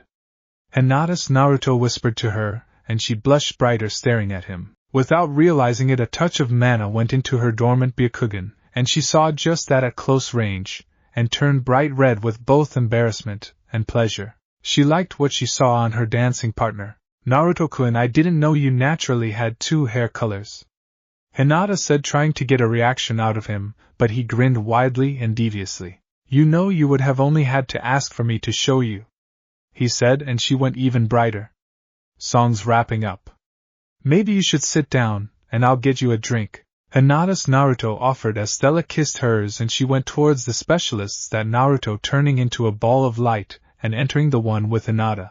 He sat her down near the wall and well away from other people so she could have time to deactivate the wild mana using Byakugan. It took her a little time, but it was done, and the veins glowing in her eyes instead of around faded. She drank deeply, hoping to cool down. Hinata had asked for a refill, and on the way Naruto noted with interest that the gifts were transformed from their original state as per the prank of the Tricks, then changed back. / someone's on to them. My clones will only step in if any fighting breaks out. / Naruto thought absently, bemoaning the lack of panic at the dance. He felt some magical discharges in the distance a little later and after a few moments. Ack! Naruto groaned, clutching his forehead at the sudden headache. His shadow clones had been dispelled by wide-range attacks that they couldn't dodge or they'd give themselves away. Bloom had a full fairy transformation but hadn't used any magic outside of flight. She had transformed to a theme song, and one of the shadow clones had used itself to brace her impact, so she was dazed instead of concussed. The Trix had stolen a small case, but it didn't have the same energy signature the Ring of Solaria would give out. About 5 minutes later, Bloom arrived in a unique dress that really complimented her. Naruto gave out a loud whistle from the opposite side of the hall, and Hinata playfully bopped him in the back of the head. Hey, it was a clone, not me. Naruto protested. They are you. Hinata countered, and Naruto grinned. Come on, you flirt, she said, and Naruto followed her to her friends. Still, it'll be funny, Stella announced, chuckling as Hinata and Naruto arrived. What will be funny? Hinata asked.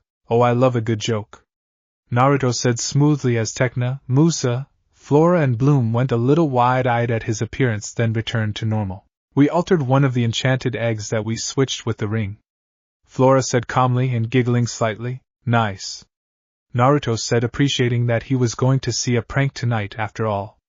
He did have about 2 shadow clones still trailing the Trix.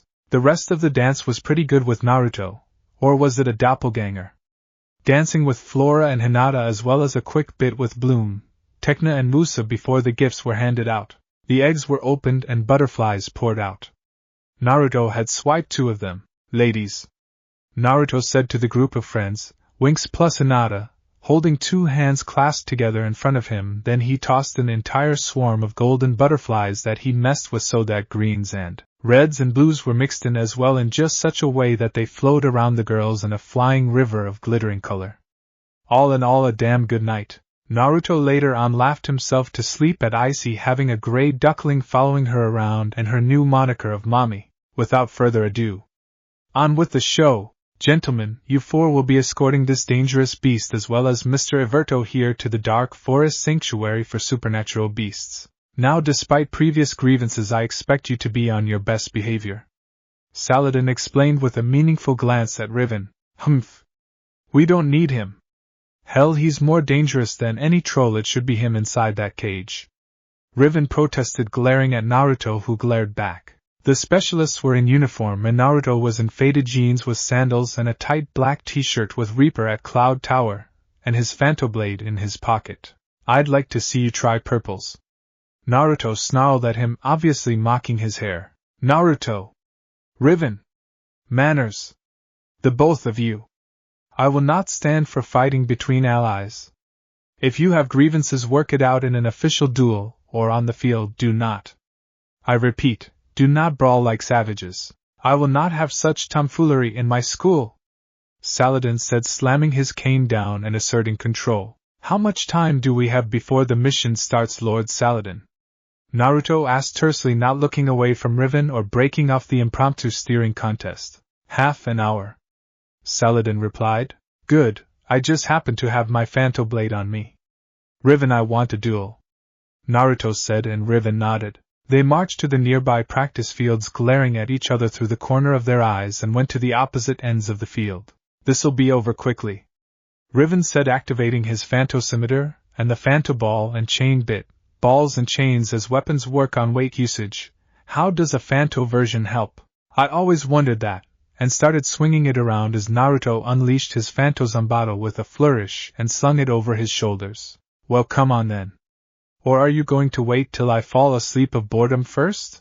Naruto asked, and Riven charged recklessly, shooting the orb at Naruto, who sidestepped the attack and charged low, knocking Riven's feet out from under him, while flourishing his sword as a distraction. So, how's the turf taste? Naruto asked, grinning. Can we just stop this now and get on to our mission?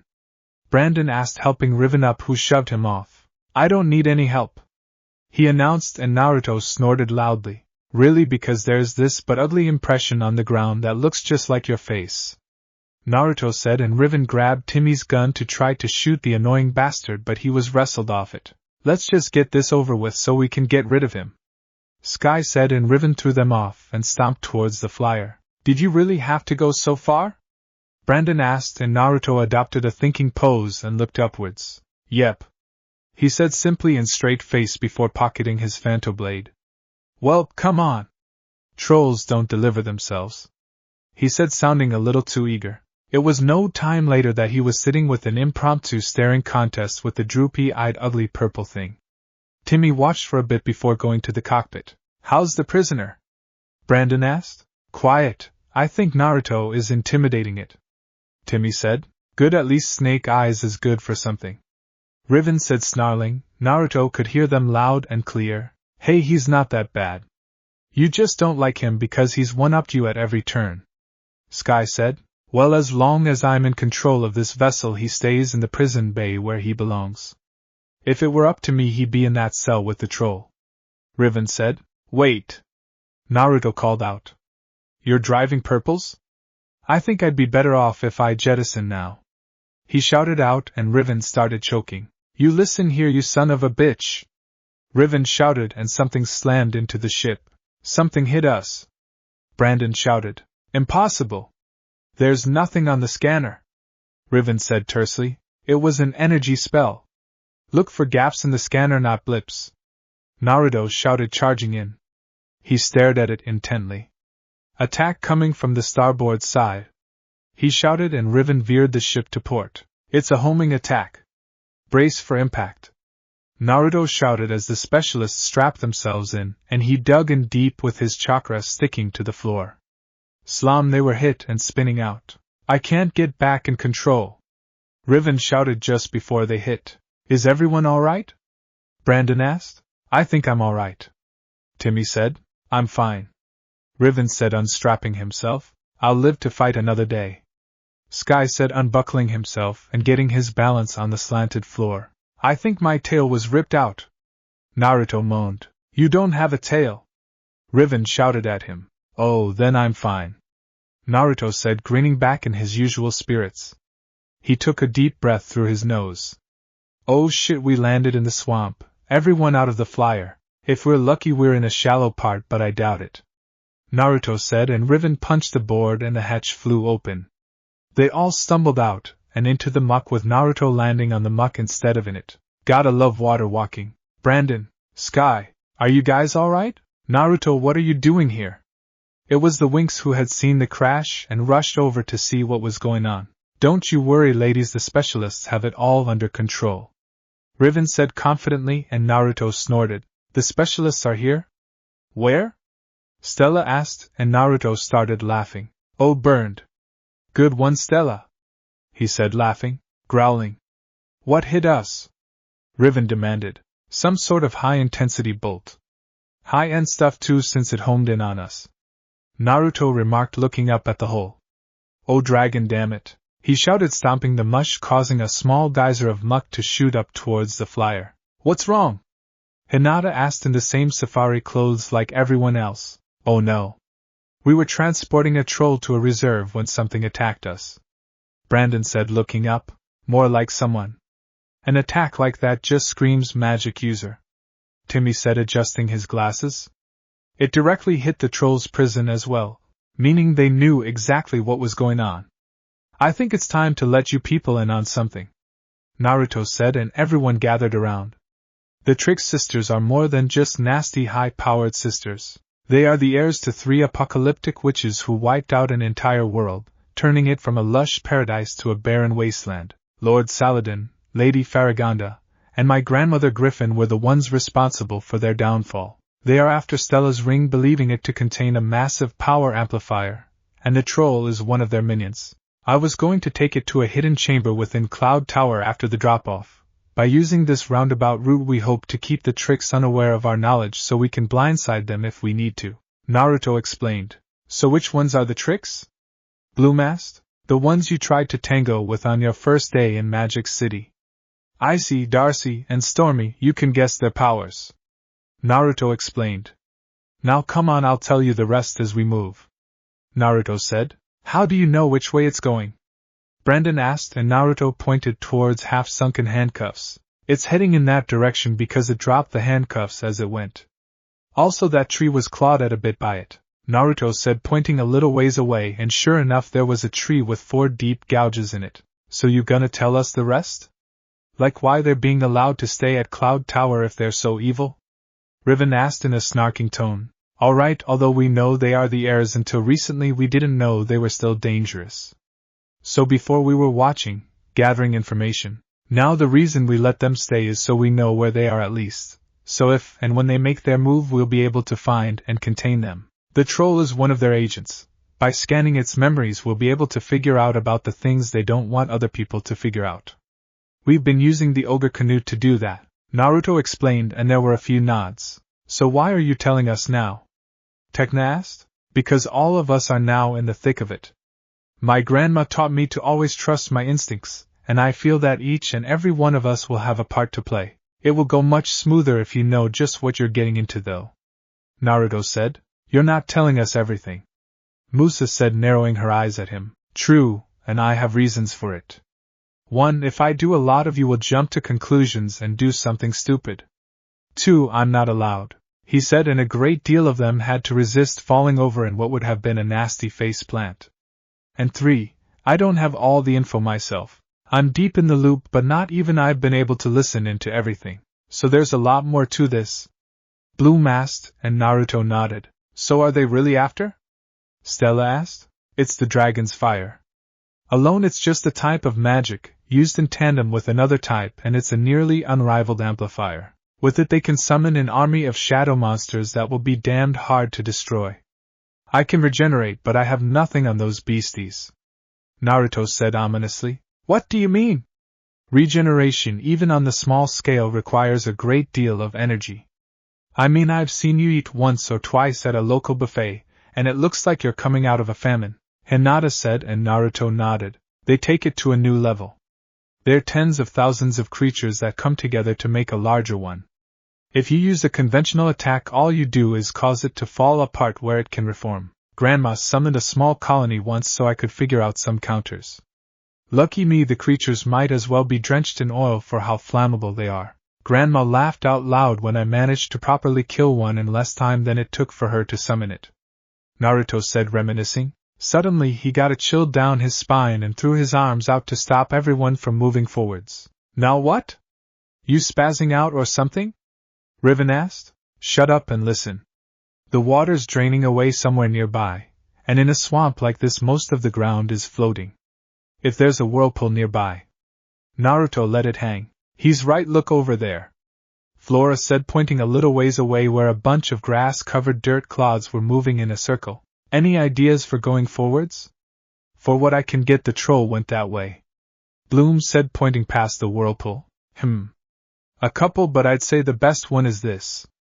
Naruto shouted, slamming his hands on the ground, and a crystal pane shot forwards and over the whirlpool with a bunch of spikes shooting downwards to support it.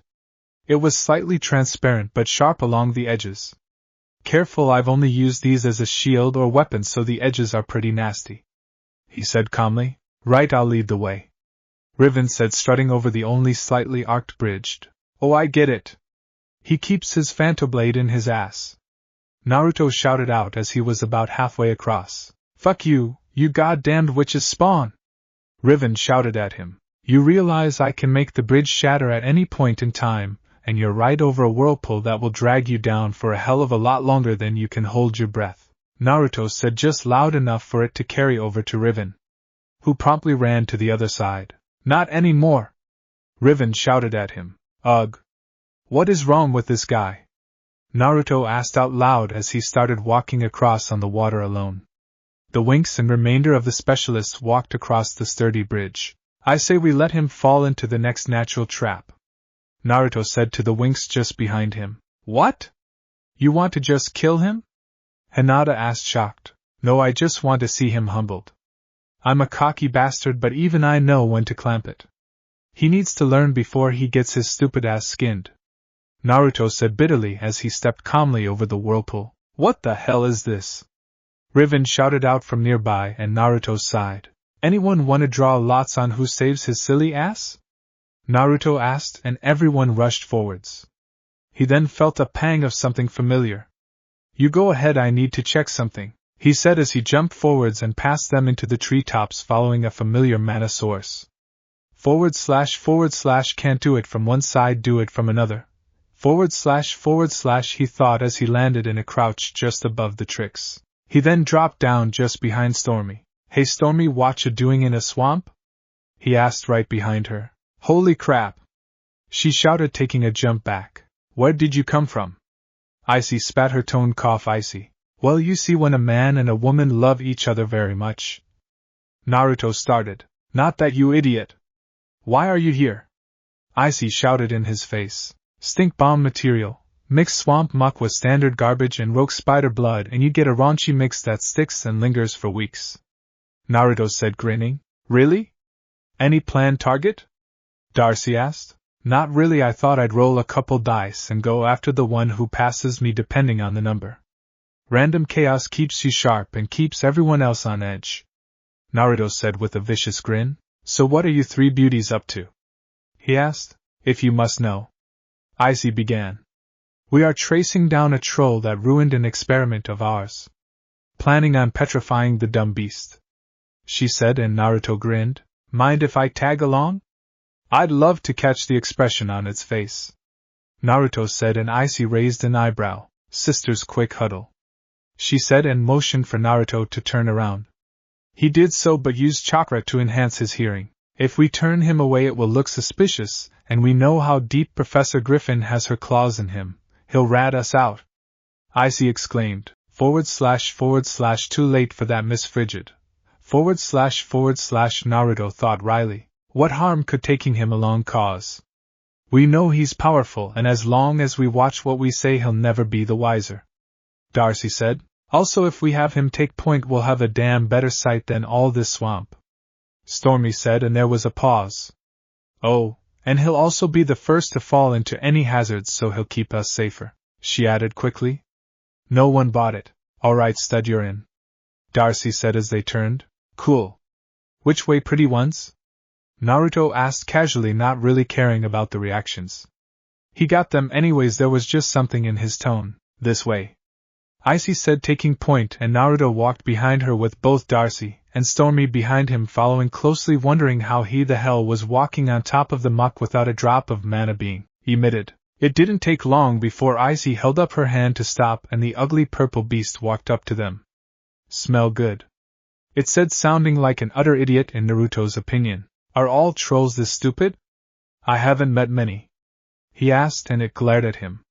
He sent down a crystal spike that grew downwards and then just under the troll and spread outwards in a spiderweb pattern, until about 5 meters away tiny bombs of dull crystal appeared in the water in a circular pattern. He fiddled with a black fireball to throw the trick's sisters off his scent. He casually tossed it over his shoulder and practically disintegrated a tree Darcy was leaning on. Holy crap! Watch where you throw those things! Darcy screamed. Enough of this! Icy said, and she petrified the troll and it sunk into the muck, and below viewing level it was caught in the crystal. Naruto grinned internally. What? No incantation? Fucking hell. He swore and vanished in their eyes. He didn't even say goodbye. Stormy said in a huff, and Naruto grinned from behind a nearby tree. All he was using his mana for was keeping that stone troll where he could grab it. There was a quacking sound and a cry of mommy, and he nearly gave away his position from laughing. In short order the duckling was frozen and the tricks were gone. He stepped out casually just in time for the Winx and specialists to arrive. I could swear it's supposed to be right here, Timmy said, holding a locator. It is, just petrified. Naruto said, stepping into view as his entire crystal creation with the trolls safely in it. How are you doing this? Isn't your mana hellfire? Stella asked, looking at the glittering web and all. Yes and no, I have 2 types. Hellfire and crystals. He said, then spotted Riven. Oh great, you're still alive. Naruto noted. Well, no thanks, you're abandoning us out of nowhere. He snarled at him. I left to keep tabs on the tricks and make sure things went properly. If not, then I would have had no idea where the troll sunk, and all this would have been for nothing. Also, I'd say I've convinced them I'm oblivious to their plans. Naruto said, and Riven growled. Look, I'm getting really sick of your oh-so-superior attitude, jackass.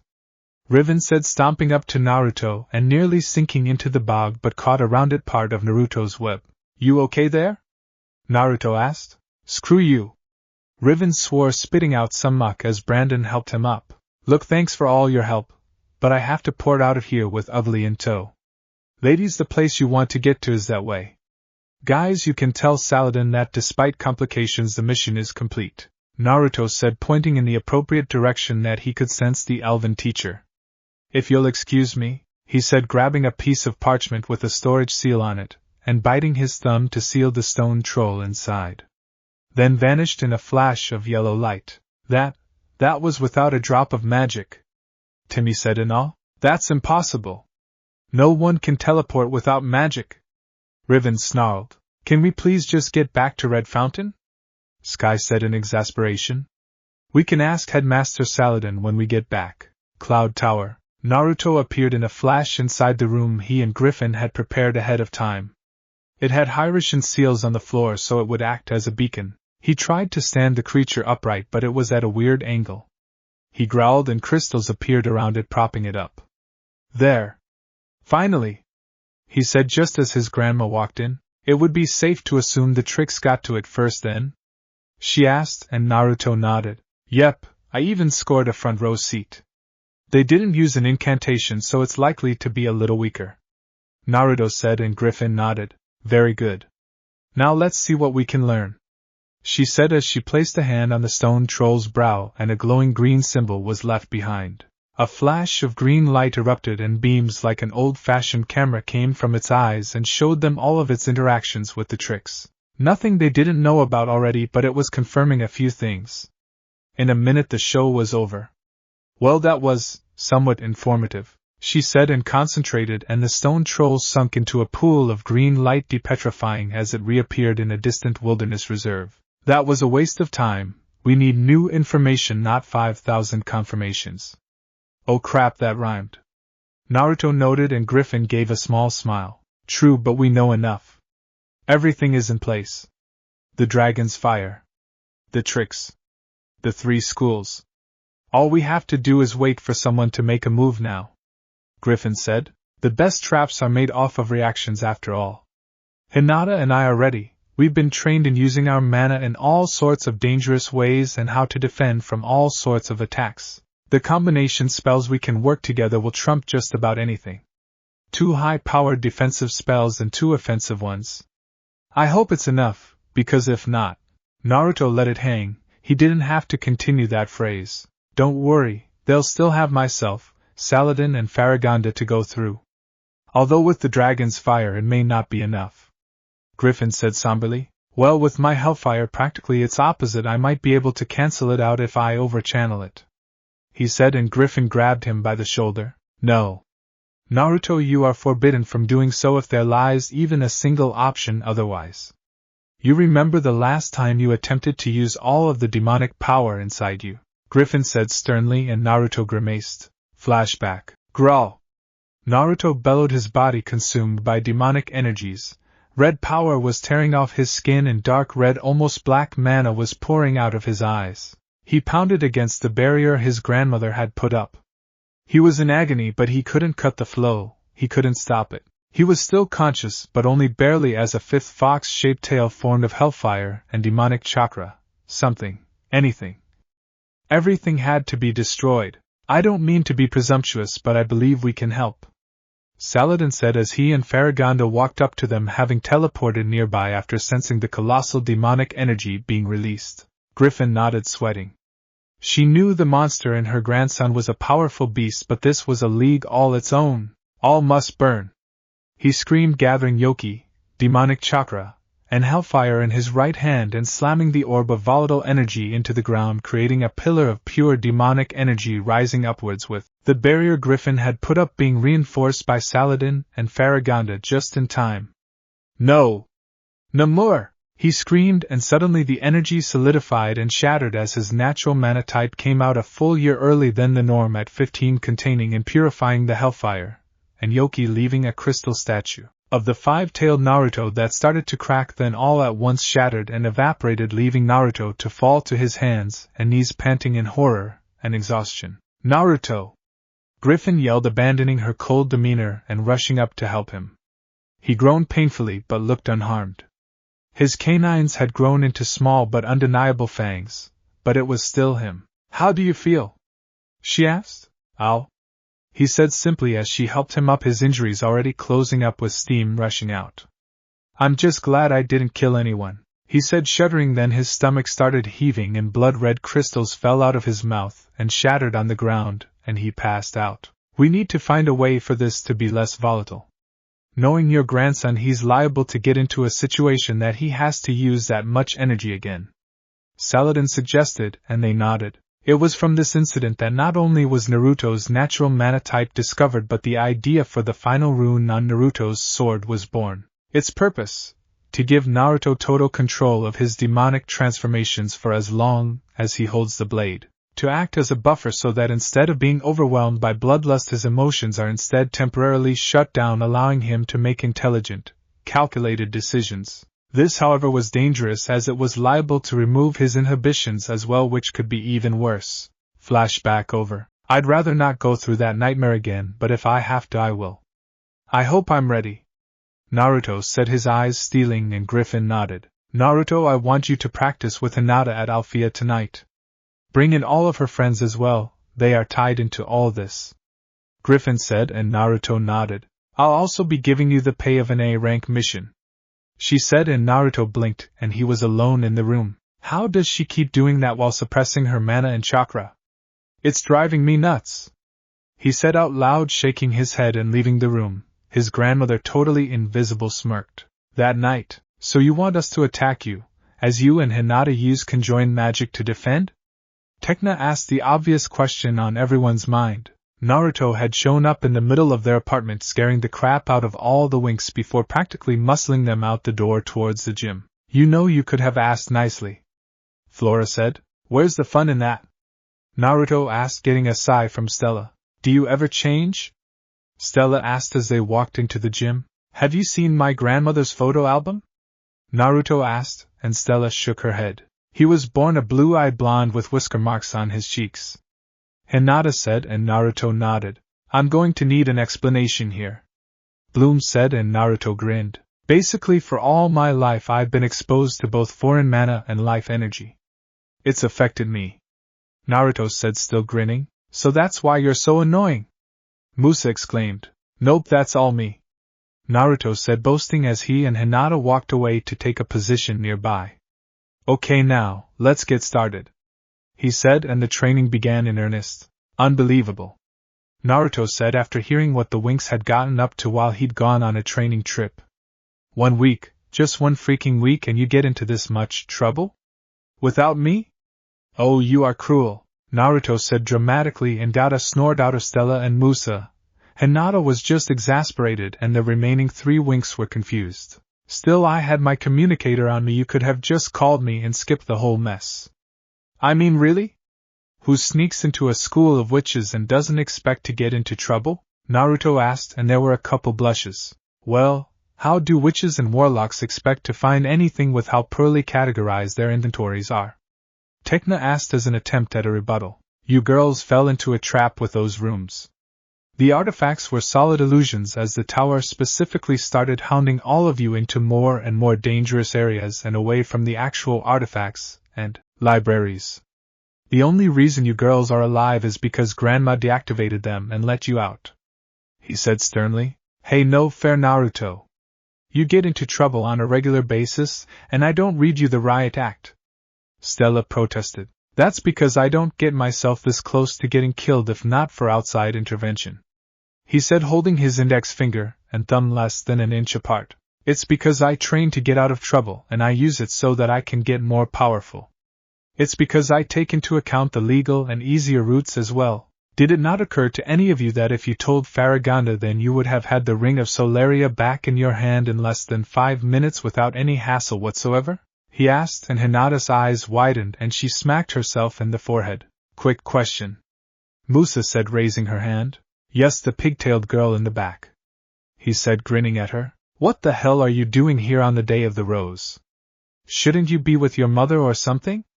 She asked, and Naruto's face fell. Musa, Naruto's mother died due to delivery complications. It's not only his birthday but the anniversary of his parents' deaths.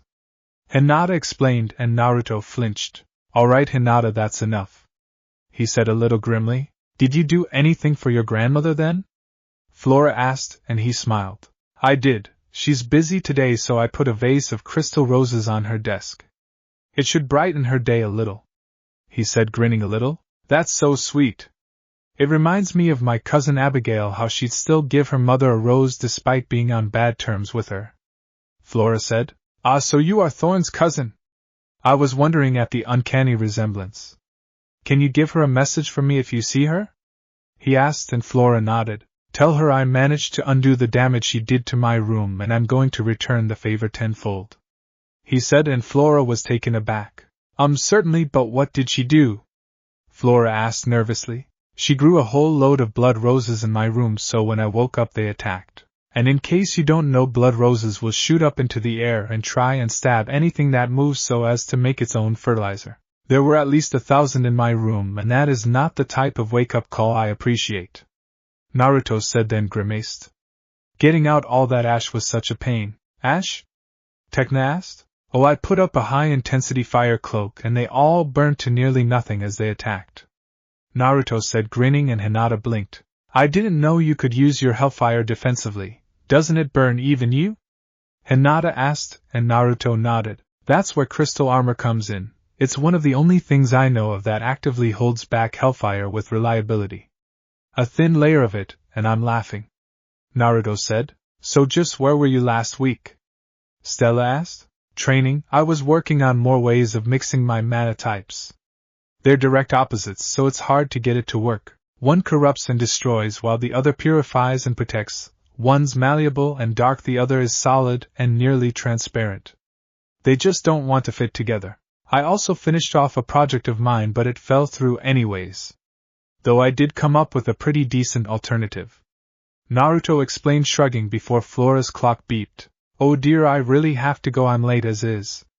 I'll see you all later, Flora said, dashing off so she could get home to be with her mother. I'm afraid I must leave as well. I bid you all good day, Tecna said before walking out. Naruto shrugged. So, who wants to hit the dining hall for some breakfast? Part of my gift to Grandma is that for the next week I don't stir up any trouble for her, so you don't have to worry about watching me, Naruto said, and there were a few nods. He walked with them casually down to the dining hall and got a few curious glances. Hinata used this time to give Faragonda a hug and put a dethorned rose into her hair. A quick kiss on the cheek later, and she was sitting with her friends again. So what is the day of the rose anyways? It's something like Mother's Day, right? Bloom asked, and Hinata nodded. Yes, it's a day you show appreciation to your mother, usually in the form of a rose, Hinata said, and then thought. Why don't you visit your mother on Earth? I'm sure she'd be glad to see you, Hinata said, and Bloom thought for a bit. No, she's not too comfortable with magic last I saw her. I don't want to make it worse by introducing her to a bunch of strange holidays, Bloom said, fidgeting a little. Well, you have a pass for this week, but... Naruto sighed, then shook it off. Never mind, he said before wandering off. He always acts weird this time of year.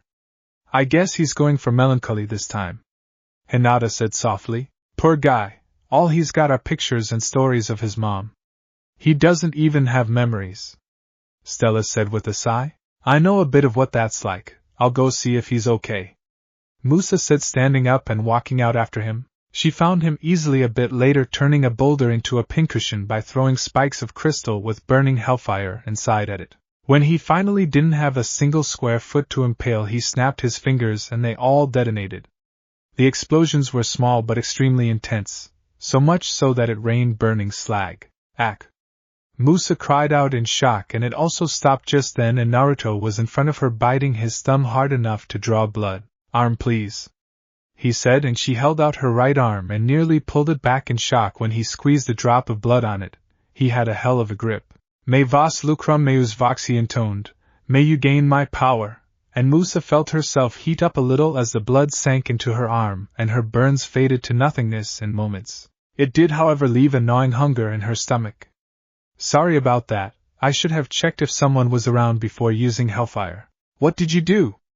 Musa asked, and he smiled ruefully. I've always sucked at healing spells despite my regeneration. So what I do instead is I use a bit of blood magic to give someone their own regeneration for about a day. It's just as strong as mine, including the massive appetite. Naruto explained, and Musa nodded. It made sense to her. So, Musa started not really sure where to go now. Things had gotten pretty awkward. It was then that Musa noted a huge crystal spike erupting out of the ground just behind her, and shooting a pane of transparent crystal over her head. It had caught a lot of the burning rock. Just what do you know about your mom? Musa asked, clutching at a small lotus flower pendant she had been carrying in her pocket earlier. I barely know anything of either of my parents. From what I know about my mom, she was a real troublemaker. I get that from her. She also had a knack for escape and retribution. She was a powerful witch, but she was a wild soul. She hated being restricted and was a real free spirit. I guess that's what led her into that fight with Grandma. She ran away and vanished entirely 9 years before I was born. She incorporated herself well into my father's world despite the fact it hasn't developed ley lines yet. It's ironic, really. The fight she had with Grandma drove her to my dad. What killed her gave me life. Naruto said, lost in thought. What about your father? What happened to him? Musa asked. On the day I was born, a demon attacked the village. My father was the strongest ninja there. He was strong enough to end a decade-long war with just a month of effort, but the creature was a living natural disaster. Unkillable, unstoppable, and utterly indestructible. It was a 9-tailed fox the size of a mountain. Each one of its tails could cause an earthquake or a tsunami. It had a burning aura that decimated everything that came near it. Naruto said, shuddering a little. Your father beat it, didn't he? Musa asked, and Naruto nodded. Yeah, but he had to use a suicide technique. He summoned something. Some people say it was the personification of death itself. No one really knows. He used its power to contain the creature, in me, he said, and Musa gasped. Oh, it gets better. I lived alone for the first 3 years of my life. I don't remember it, but I've scryed on my own past. I was neglected and abused because the idiots thought I was the monster reborn despite being the spitting image of the local hero, my own father. My grandmother found me on my 3rd birthday when I made the mistake of going into the main village to enjoy the party celebrating the demon's defeat. I ran into a drunk and tripped him. He said the demon was attacking and a small mob was quickly whipped up. When a couple of them grabbed weapons, I ran and hid. Just in time for Grandma to scry on me. The rest is history. Naruto said, and Musa was staring a little. Wow, and I thought this was a confusing day for me. She said, hell, if you want it to be some kinda competition, I got more. Naruto said, snickering a little. Alright, big guy, try me. What could you possibly have to make the day of the rose more confusing? Musa challenged. 6 years ago, again on the day of the rose, I went with Grandma to lay a flower on my mother's grave. The leader of the village I was born at turned out to be an architect of some skill and had to talk business with Grandma for a bit. He started, and Musa nodded. So I was left to my own devices for a while. Naturally, I caused widespread pandemonium and headaches before finding a spot to nap. As I settled down, I heard someone rushing in my direction, and I watched laying a trap. He had kidnapped a girl my age. Her name was Hinata. Naruto said, and Musa did a bit of a knee-jerk to that. I ended up killing the man, and rescuing Hinata, but not before he could enact his revenge and use the complicated rune system to lock up certain abilities highly valued in her family. So highly valued that when her father, the clan head, learned about what happened, he ordered for a torture/enslavement rune to be branded onto her forehead. Naruto said grimly, and Musa was now giving him her complete and undivided attention. I won't get into the sordid details on what I did to the guy and how many laws I broke. Me and Grandma did, however, teleport with Hinata in tow out of there and introduced her to Faragonda, who promptly adopted her. So it's also the day I got Hinata adopted, killed for the first time, and first time I got the riot act read to me front to back by Grandma. Before, it would never be at that level. So on these days I don't know whether to be happy, sad, proud, or ashamed. Naruto said. Alright. Alright. You had me beat really early on into that anyways. Geez. Still nice to know someone can wallow in the misery with me. Musa said. Heck, Grandma join us if she wasn't so busy. For political reasons she has to record the comings and goings of every student in the tower. That takes a huge chunk of her day. Then there's typical damage control, administration, and helping out numerous teachers as well as maintaining many artifacts, not to mention politics for someone of her rank.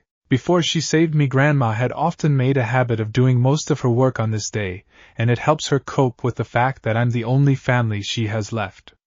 Naruto said. I thought witches don't care about other people. Aren't they all supposed to be? I don't know, bad? Musa asked as Naruto started to lead her on a little walk after he had shattered the crystal, and used a bit of mana to give the ground's already fast self-repairing ability a kickstart.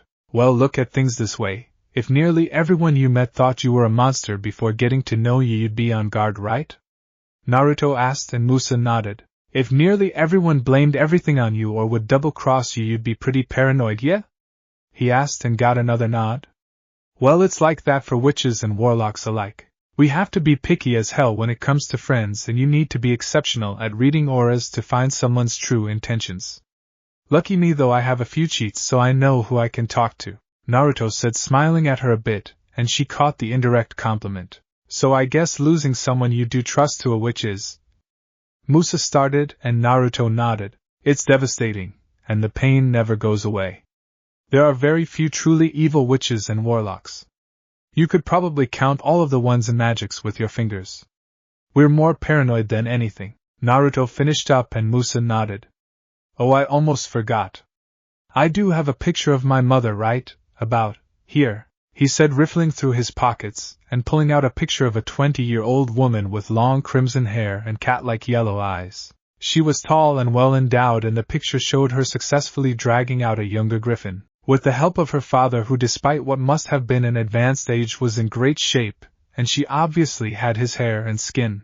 All three of them were in bathing suits with a semi-crowded beach in the background. Instead of her horn-like hairstyle, though, Griffin's hair was long and flowing, and she apparently had a very enviable figure in her youth. She's very beautiful, was very beautiful, Musa said. Thanks, it runs in the family, Naruto said, grinning.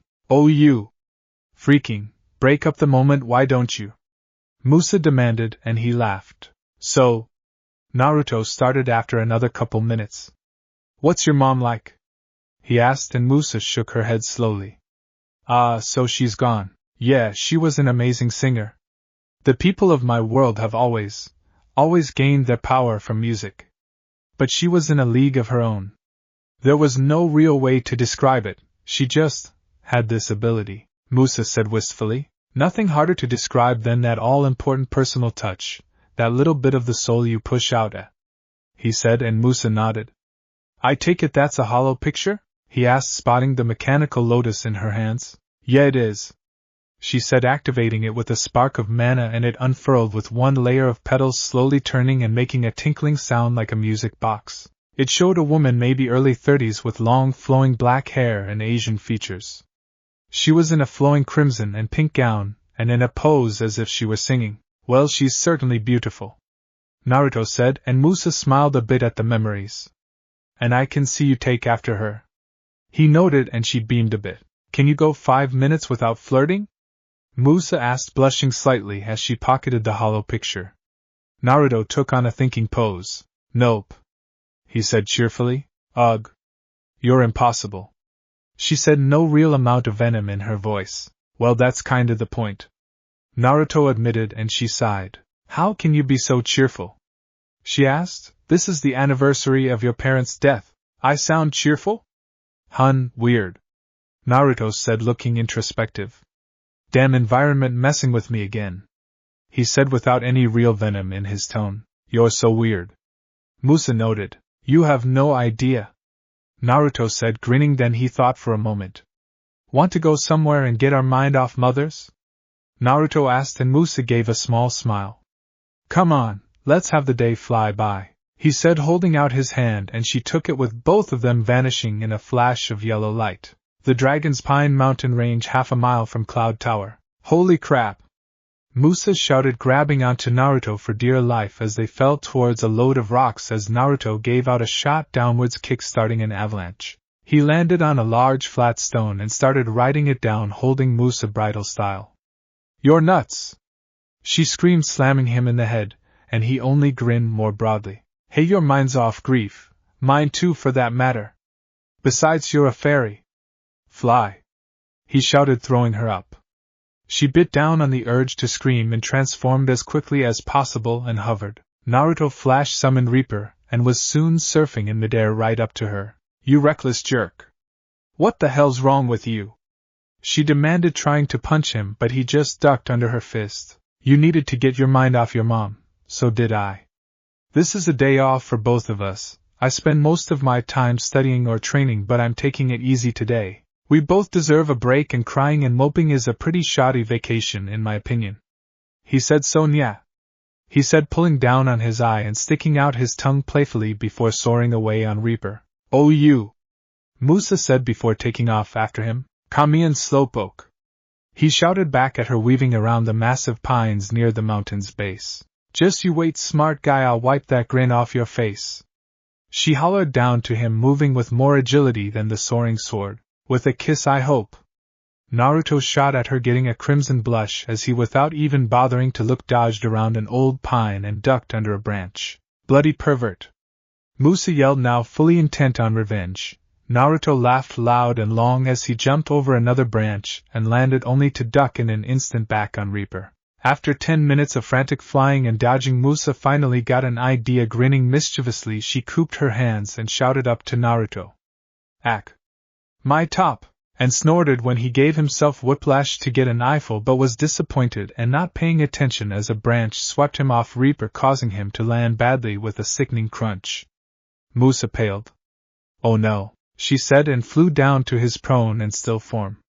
She didn't even need to check. His neck was at an angle she didn't even think was possible. "Ouch, that's gotta sting," Naruto said from behind her, and she nodded before doing a double take and staring at him. "You." I mean you." "How?" Musa demanded, pointing from one to the other, and Naruto grinned and pointed at the other him, which started to dissolve into blood. "It's a new technique I developed," he said, casually holding out his hand, and Reaper materialized in it as he swung the massive blade onto his back. "I created one when I first teleported by purposely displacing some blood and channeling energy into it.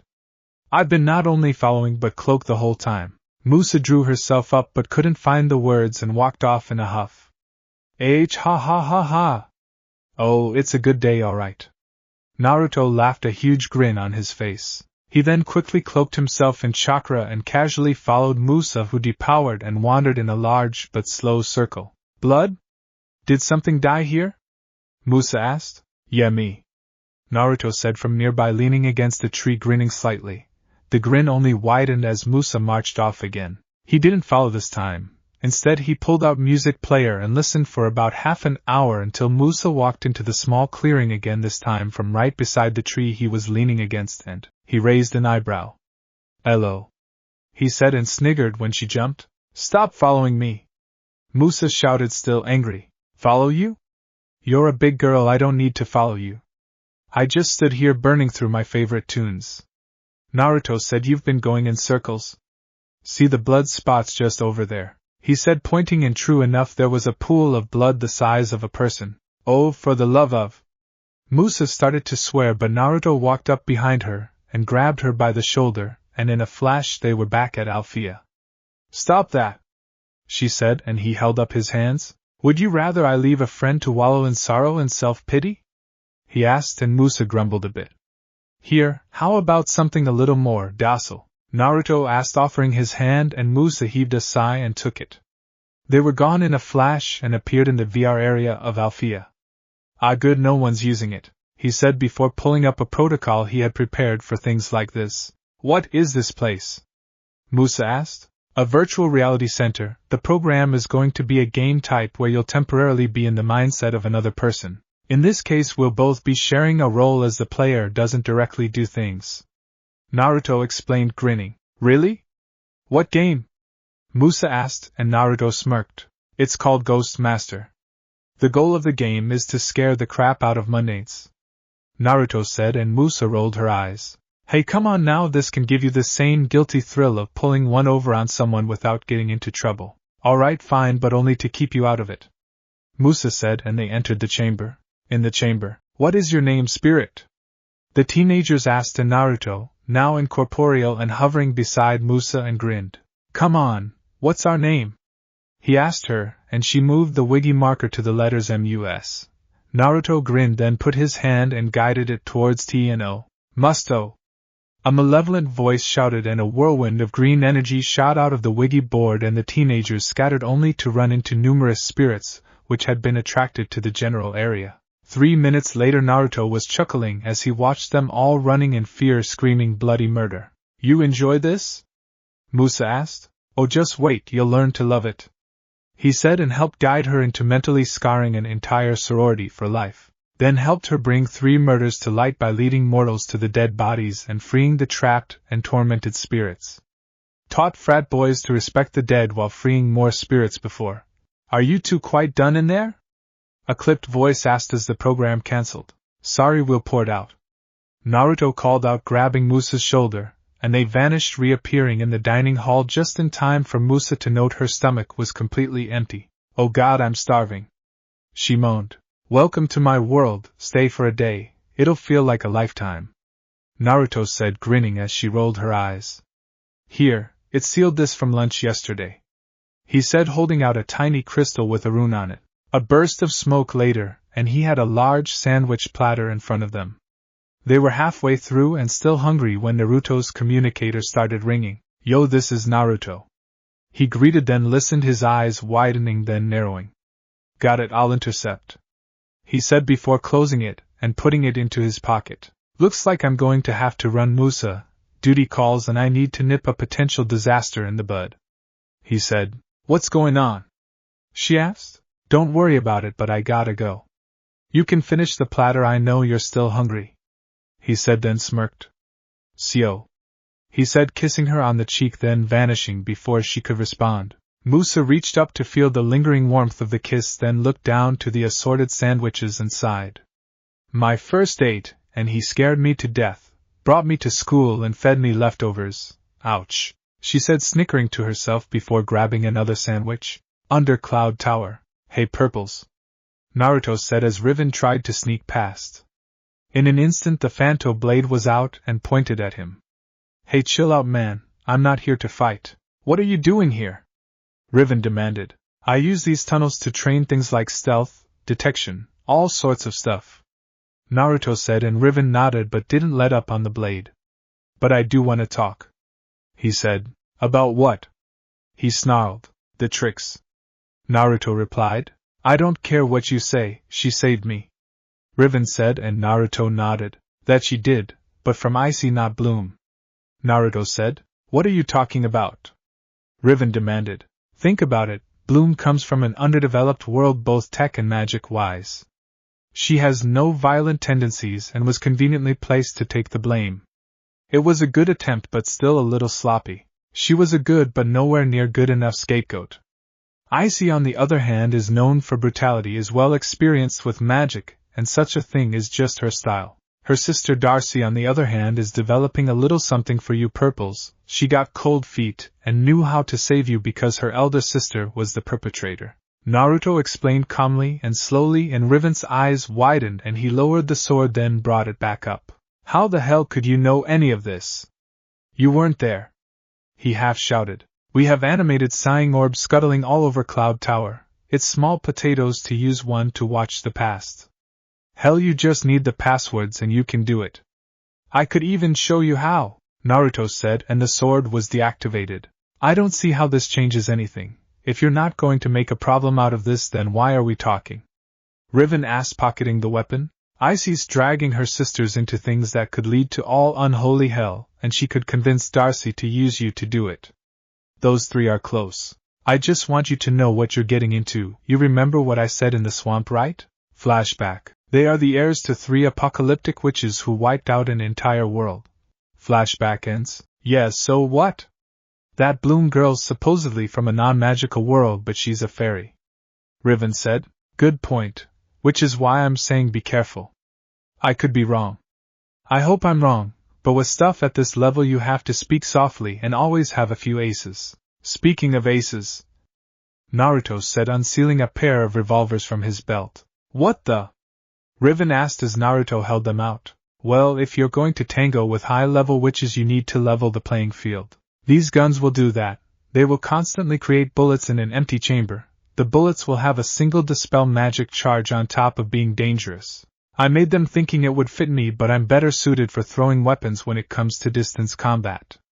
Though they're probably perfect for you, Naruto said, and Riven took them and raised an eyebrow. Wait, you're giving me lethal magic dispelling weapons?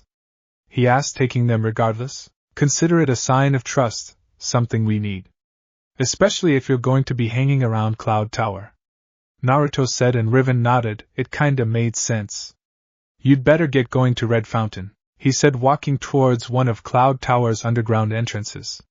And Riven, think about what I said, Naruto said over his shoulder before vanishing from sight. Naruto? Na-are-you-itu? Where are Yulu? A small voice called out as a tiny form zipped quickly around the tower. At a closer inspection, this tiny form was a girl maybe 15 centimeters tall with insect wings and wearing black and yellow camo with a pair of insect eye goggles hanging around her neck. She had pageboy styled hair that was dark purple. So, he's gonna play that way, yeah? Zing asked herself, grinning. Kagebunshin no jutsu. That's right. Ninja Zing. Alright gang, time to split up and look for clues. The newly conjured and ascot-wearing Zing proclaimed, Freddy from Scooby-Doo. Naruto, hanging out overhead, stifled a snort that would have given him away. All his partner in crime had to do was slip on her goggles. They were like his shades, designed to pierce all but the most powerful illusions and act as a shield from mind-affecting spells. Now where could he, you stinker? Zing said, looking up in thought, and spotting the slight bending in the air that showed Naruto was cloaked. Heh heh heh. You're getting good at that, Zing, Naruto said, dropping to the floor and landing gracefully as he decloaked. She ruined your fun.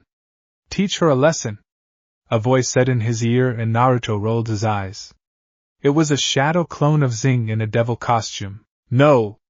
You should apologize for hiding from her when she came to visit. It's only polite. Another shadow clone of Zing said from his right shoulder. This one was in an angel outfit complete with a plastic halo and fake harp. Oh, this is so old, Zing. Knock it off, he announced, brushing the clones off his shoulders. He felt the original land on top his head as the clones dispelled. Hey Naruto, I have a question, Zing said, and he looked up at her as she leaned over so they could stare at each other. Which one of us is the bad influence? She asked and got a shrug. Hell if I know, all I can say is that we egg each other on, he admitted, and got a nod. Hey, would you like to do the honors of activating my latest prank in about 2 minutes? Sure. What is it? Zing asked excitedly. We're going to steal lunch hour, Naruto boasted, and got a flat stare. How the hell are we gonna do that? I've placed illusion runes on every window pane and clocked down to the smallest watch and computer screen. We just need to put some energy in the master rune and all clocks will read 1 hour later for 12 hours, and the same story for the location of the sun in the windows. This has taken me about 5 days to get down pat, he boasted, and Zing started chuckling evilly. Oh, they are gonna be so mad at us, Zing said, getting a chuckle, then pumped some energy into the activation rune. Naruto took a step back into a small alcove as the noise built up. Then hundreds of nervous and frazzled witches rushed past, complaining and moaning about the time. So Zing, how would you rate this one? He asked. 9.5 Naruto. To hit the perfect grade you need to get a mass of girls screaming, not swearing and groaning. But you got massive points for getting everyone in the mix, she explained, and he odd. If this was not so funny I would be smacking high, a sibilant voice said from behind Naruto. And let go of me, I need like to be skewered on crystals. Knight snarled, and Naruto let go of his shirt and let the crystal that had shot out of his sleeve dissolve. Think Assassin's Creed wristblade. Sorry, I don't like people getting behind me, he apologized as Knight readjusted his suit. So anything of note recently?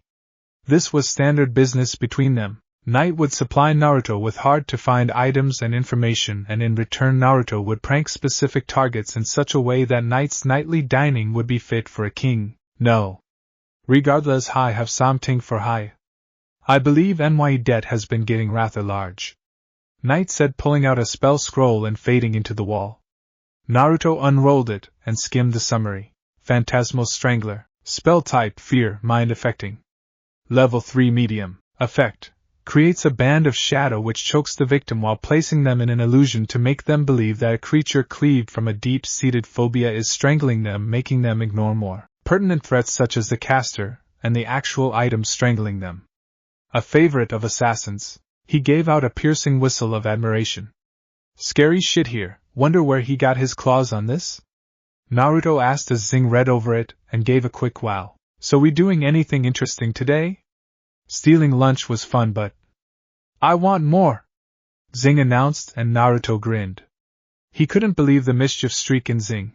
Hell, it was bigger than Zing herself. Well, alright, I'll let you in on something, Naruto said, punching a brick into the wall, causing a whole bunch of other bricks to retreat until there was a whole panel that simply vanished into the floor, and he stepped into the passage with Zing on his shoulder. The passage closed behind him and green flame torches burst into existence.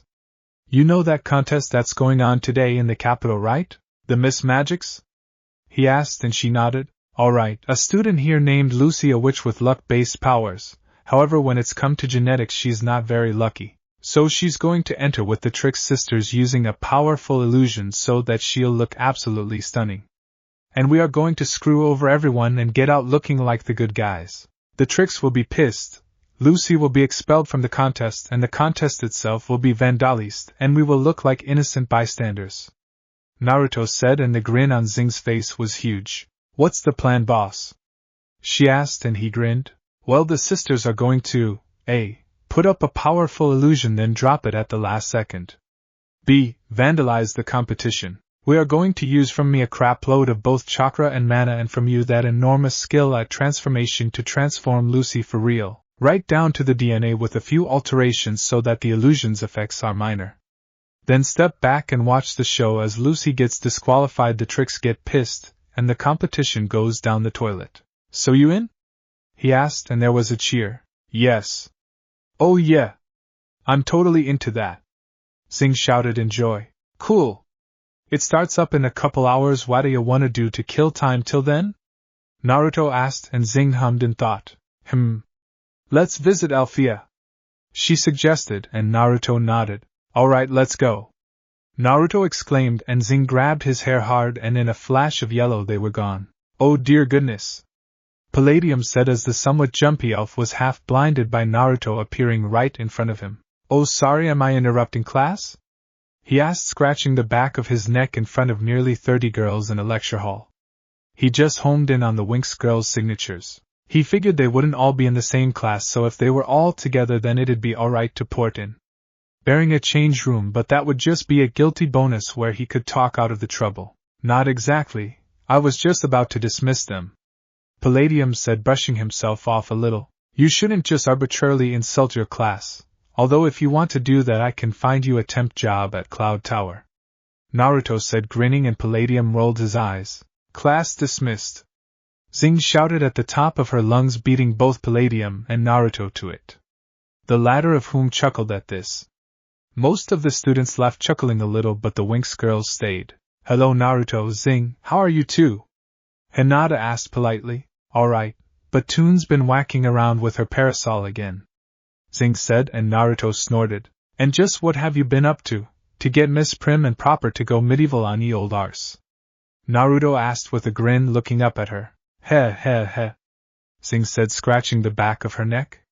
Well, I might have used my connections to bugs to kinda mess up her place, she confessed, and Naruto's grin was now reminiscent of a fox. Let me guess. She chased you all over the pixie village? He asked, and got a nod. She shouted insults, but still remained polite about it. Another nod. And yet I think you're still holding out on me. Spill, Naruto said, and Zing laughed ruefully. I kinda did it every day for a month, Zing admitted, and Naruto cackled. Nice job, partner, he said, reaching up, and they shook hands. Hinata sighed. You two are impossible, she said, and proud of it. Naruto said, eliciting groans. That's nice and all, but we don't have time to goof today. I've gotta get ready for ops. Stalls started to say but faltered when Naruto started grinning at her. Ready for what? Naruto asked, and Stella turned away, eyes wide at her slip. Come on, tell me, he said, appearing in front of her. No flash, no smoke, no blur, he was just there. She turned again. Please, turn, come on. Turn. Hun? This went on for another minute and a half until Stella let out a huge flash of light, blinding him. There was a sound of running as Naruto's vision cleared, but he smirked regardless. Why'd you let them get away? Zing asked curiously. I already know what she was hiding, I just wanted to needle her a little. Stella is going to participate in the Miss Magix.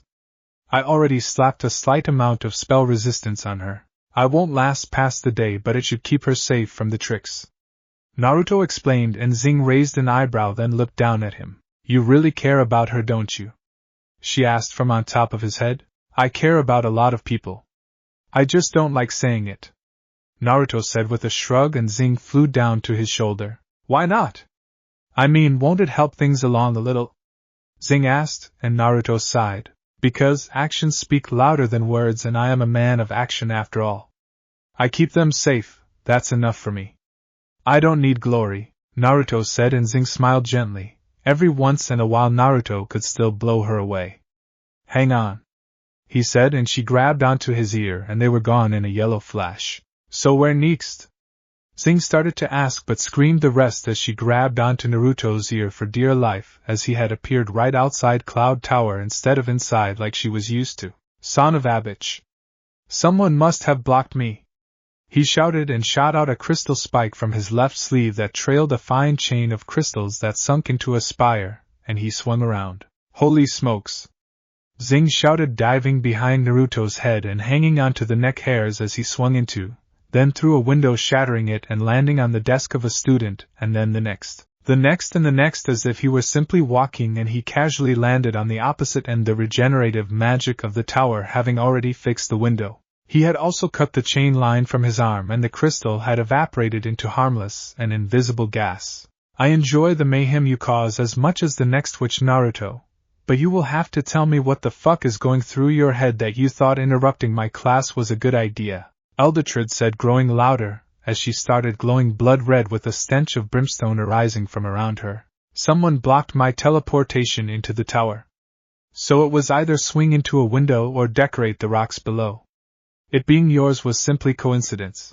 Now if you'll excuse me, I doubt your students want me to continue to interrupt your lecture on proper strategy and stacking curses, Naruto said with a short bow, and quickly left the room, having no desire for one of her curses. Naruto's pranks were annoying, Eldritred's curses were nasty. Is it safe? Zing asked, and Naruto nodded. That is one scary woman, I won't argue that, Naruto said simply. He took a deep breath, closed his eyes, and sent out a massive pulse of both pure mana and chakra out, and felt the echoes. Sloppy, he said, jumping into the gap of the central spire, and spread his arms to shoot a tiny spike trailed by a fine crystal chain from between each of his fingers, and descended, and deliberately. Halfway down he flipped upside down, and continued to lower himself downwards to a dark blue circular carpet dead center of the tower. It was enchanted to cushion any blow, making it so that students wouldn't kill themselves. But Naruto wasn't in the mood for a freefall. He was pissed. Someone had somehow gotten a piece of him that would block his entry through the tower if he wasn't corporeal. Meaning no teleportation, it would even block the Hyrischen. High-end stuff, but it was easy to destroy and amateurly hidden. Absolutely sloppy, he said again, and gave a chakra-enhanced puff of air at the end of the carpet, which sent it flying, showing a bunch of runes written in an herbal compound that had some part of him as part of the mix. Still credit where it's due, them actually going as far as to yank one of your hairs out of a drain right after you shower shows they kinda thought it out. Zing said, trying to be gentle. Not well enough. I was doing better when I was in my single digits. Besides, these types of ritual compounds leave a trail, Naruto said, pouring mana into his right hand and slamming it down open-palmed on the center rune. His eyes glowed white.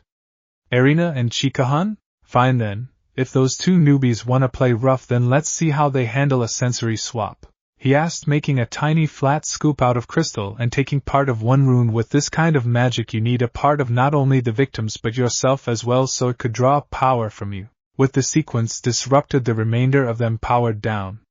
Naruto breathed black fire onto it, turning the diagram into ash, and making the stones below glow before launching himself up until he came to the apex of his jump. He latched onto the railing of the spiral staircase, and launched himself again upwards and upwards, practically flying as he soared through the air until he lightly landed on a railing and hopped off. "You know, I remember when those railings were up to your eyebrows," Zing noted as he slowly walked down a corridor, then pressed a stone in on a wall, and the whole wall vanished. He walked through into a completely dark room beyond that seemed to swallow the light, and the wall reappeared behind him, causing it to go completely dark.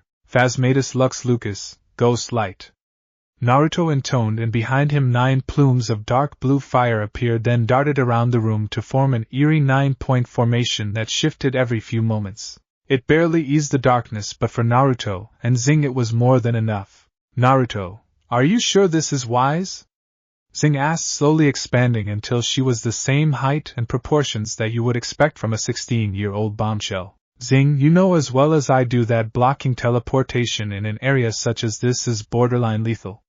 They are standing upon the line. I need to humble them to drag them away from that dangerous limit. Before it was fun and games, but this is very serious now. They need to understand just what a person goes through when sympathetic magic is attacking them, and risking their lives. Madame Cross will be able to reverse their condition within a few moments should the worst happen and heal any injury.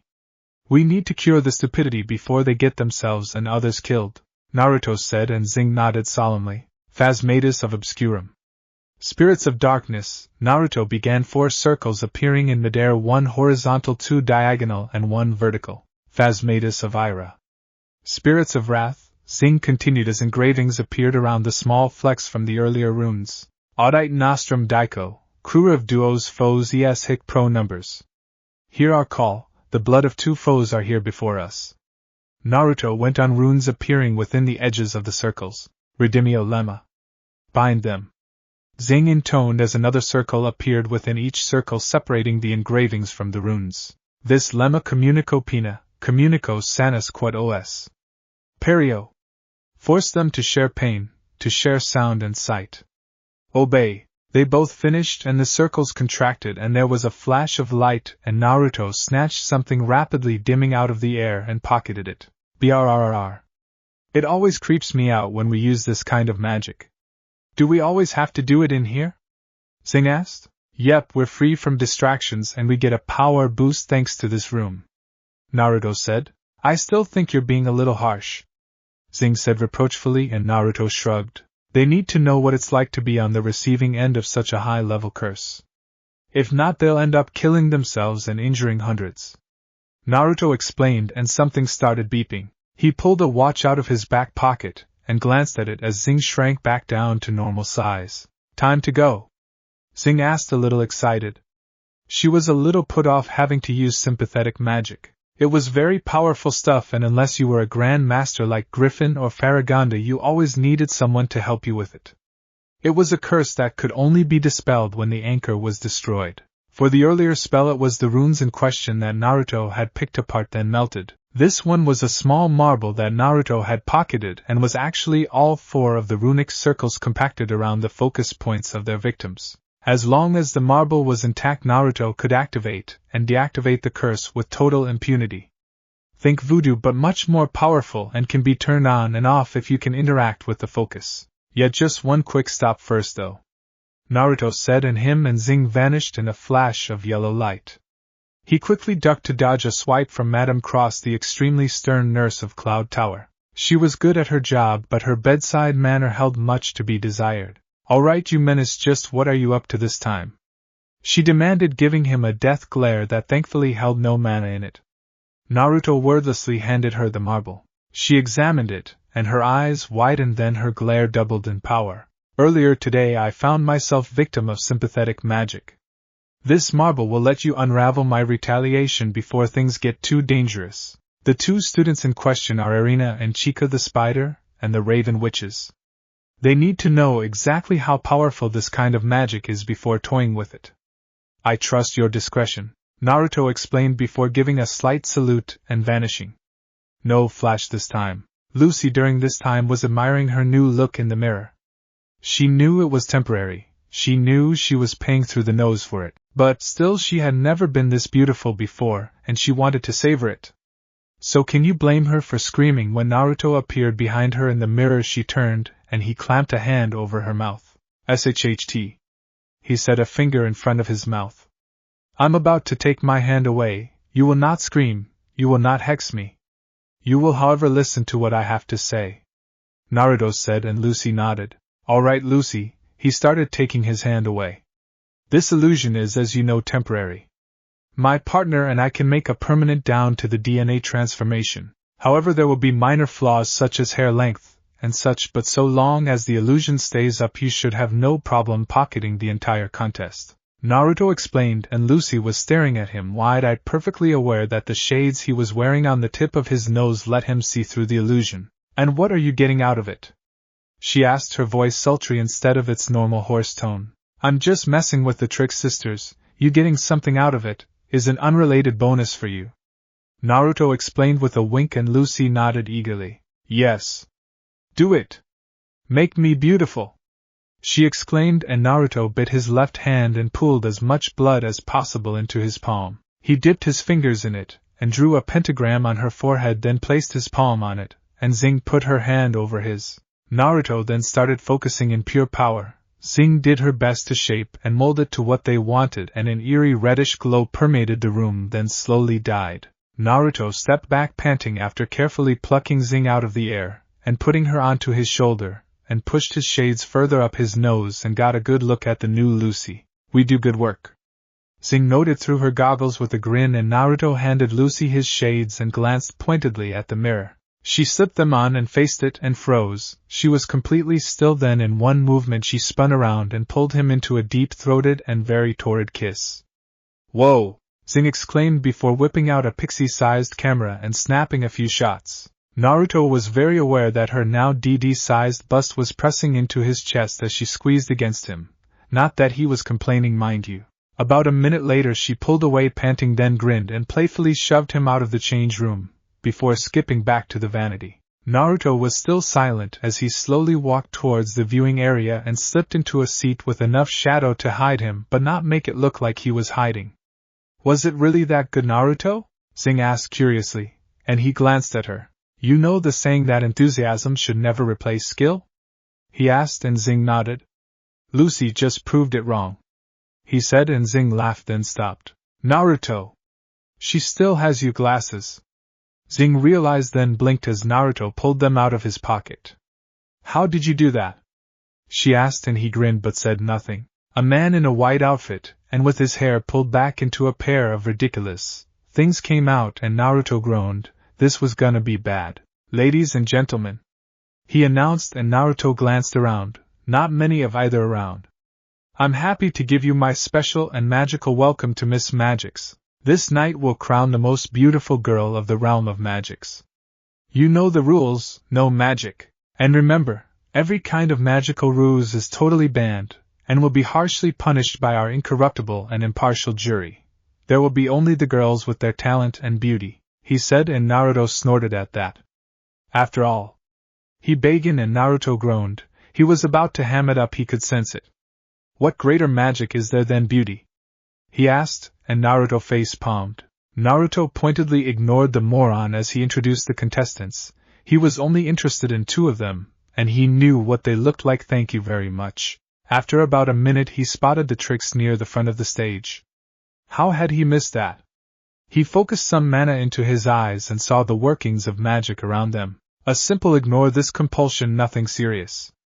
Oh, we made a masterpiece, Icy declared, getting her sisters to laugh as the contestants left the stage. Now that Naruto knew what to look for, he kept his eyes on the tricks, ready to cancel out any spells if they took it too far. But let's see: basic trips, a loss of coordination, a 10-foot fall, nothing serious. The announcer looked ready to break down and cry, though. Naruto was hoping he would, as he never failed to chuckle at the sight of a grown man bawling. Naruto had to grin, however, as Lucy walked out confidently, and showed a surprising talent in dance as she spun gracefully. / Well, you just never know what weird skills someone may have. / He thought as Zing was enraptured by the sight, being a fan of dancing herself. The applause was massive and Naruto smiled at Zing as she was one of the loudest despite her small size. Stella came out next in a cowgirl outfit and did an energetic dance of her own to a country song. Icy took offense at the fact that Stella was actually rather good and tried to smash an overhead light on top of Stella. / Stella dodged left. / Naruto sent telepathically, and Stella did, avoiding the missile from above, and even made it look like she was only dancing. Darcy noticed this and Naruto could almost feel her smirk as a tiny amount of mana shot from her. He smirked when it bounced off the invisible barrier that Naruto had put on Stella earlier that day. Darcy growled as Stella took a bow and the announcer hammed up to her to play the crowd. Darcy muttered something unrepeatable, causing Naruto to wonder if she hung around sailors. A few moments later, all the contestants, with only Stella and Lucy looking like, "Hey, aren't those girls that same color Stella tried to make in the labs last year?" Zing asked, and Naruto nodded. "Wonder how they got their hands on that." Naruto said simply as Lucy was nominated. She walked up to the front beaming, and as soon as the crown was placed on her head, the tricks dropped the illusion, and Naruto and Zing high-fived as they choked on nothing. "I'm sorry, Miss Lucy, but even a change as minor as hair extension is forbidden. You're disqualified," the announcer said in a disappointed tone. "What? You can't do this to me. This is my dream. Give that back, you bastard," Lucy screamed, grabbing the crown and running off through the crowd, slipping through the fingers of pedestrian and bouncer alike by sheer luck. "The deal's off, you backstabbing whores," she screamed before she left, and the Trick Sisters looked shocked. Oh dear," the announcer said before he managed to bring out a spare crown. "In light of current events, this year's Miss Magix is contestant number 6, Stella, Princess of Solaria," he announced, and Stella was immediately crowned to a large amount of applause. Naruto stood up during it, instantly grabbing her attention, and she leveled a glare at him. He grinned and vanished from her sight. A short while later, "Stella, are you okay? That light nearly got you," Bloom exclaimed, and Stella waved it off. "It'll take more than that to catch this girl unaware," she boasted. "That's funny because I could have sworn I told you to dodge left with telepathy." Naruto called down from his perch on top of a street light. He was silhouetted against the sunset as a black figure with his tiny glasses and wide grin glinting in the low light. "So it was you messing with the competition?" Stella shouted. "What the hell is wrong with you? Those girls could have gotten hurt," she half screamed at him. "Hey! I did not," the Trick Sisters were there.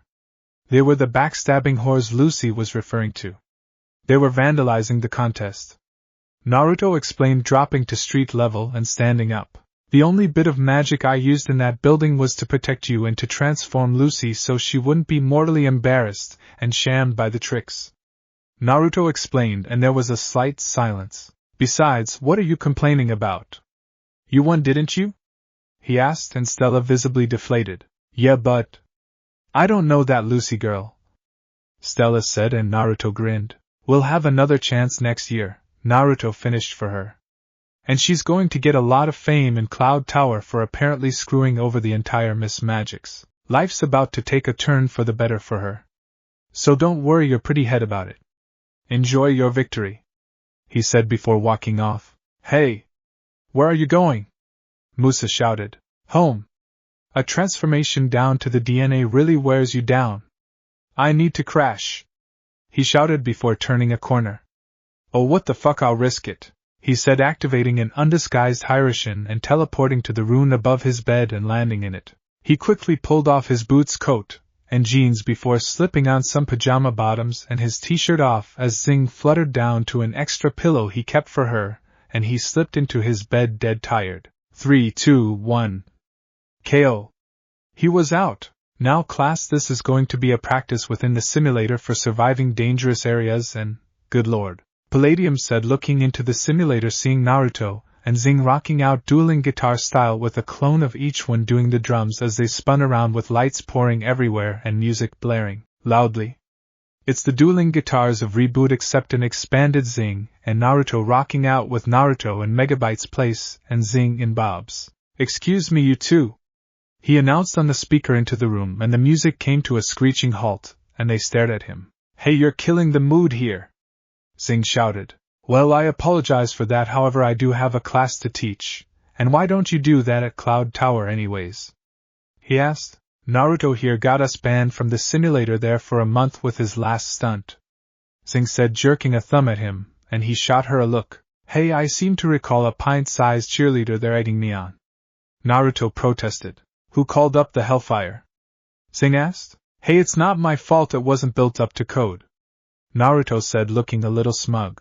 You blew up an entire wing of Cloud Tower, Zing shouted at him. It fixed itself, and Cross managed to regrow the skin they lost, Naruto countered, dispelling himself, showing that the one on the drums was the real Naruto, as the simulator deactivated. He walked towards the exit as Zing shrunk down to her normal size with a sigh and flew over to land on his shoulder, and he vanished to reappear walking past Palladium. Hold on, Naruto. It's a little early in the semester for it, but I believe my class would appreciate a bit of knowledge on pixies such as your friend there. I can introduce them to a volcano and its effect on spells later, he explained, and the class breathed a small sigh of relief, having no desire to go up a great big burning mountain. Palladium was surprisingly bold when inside the simulator. Go figure. He shrugged, thinking it a simple request. At Zing's nod, he nodded as well. Alright, sure, what do you need to know?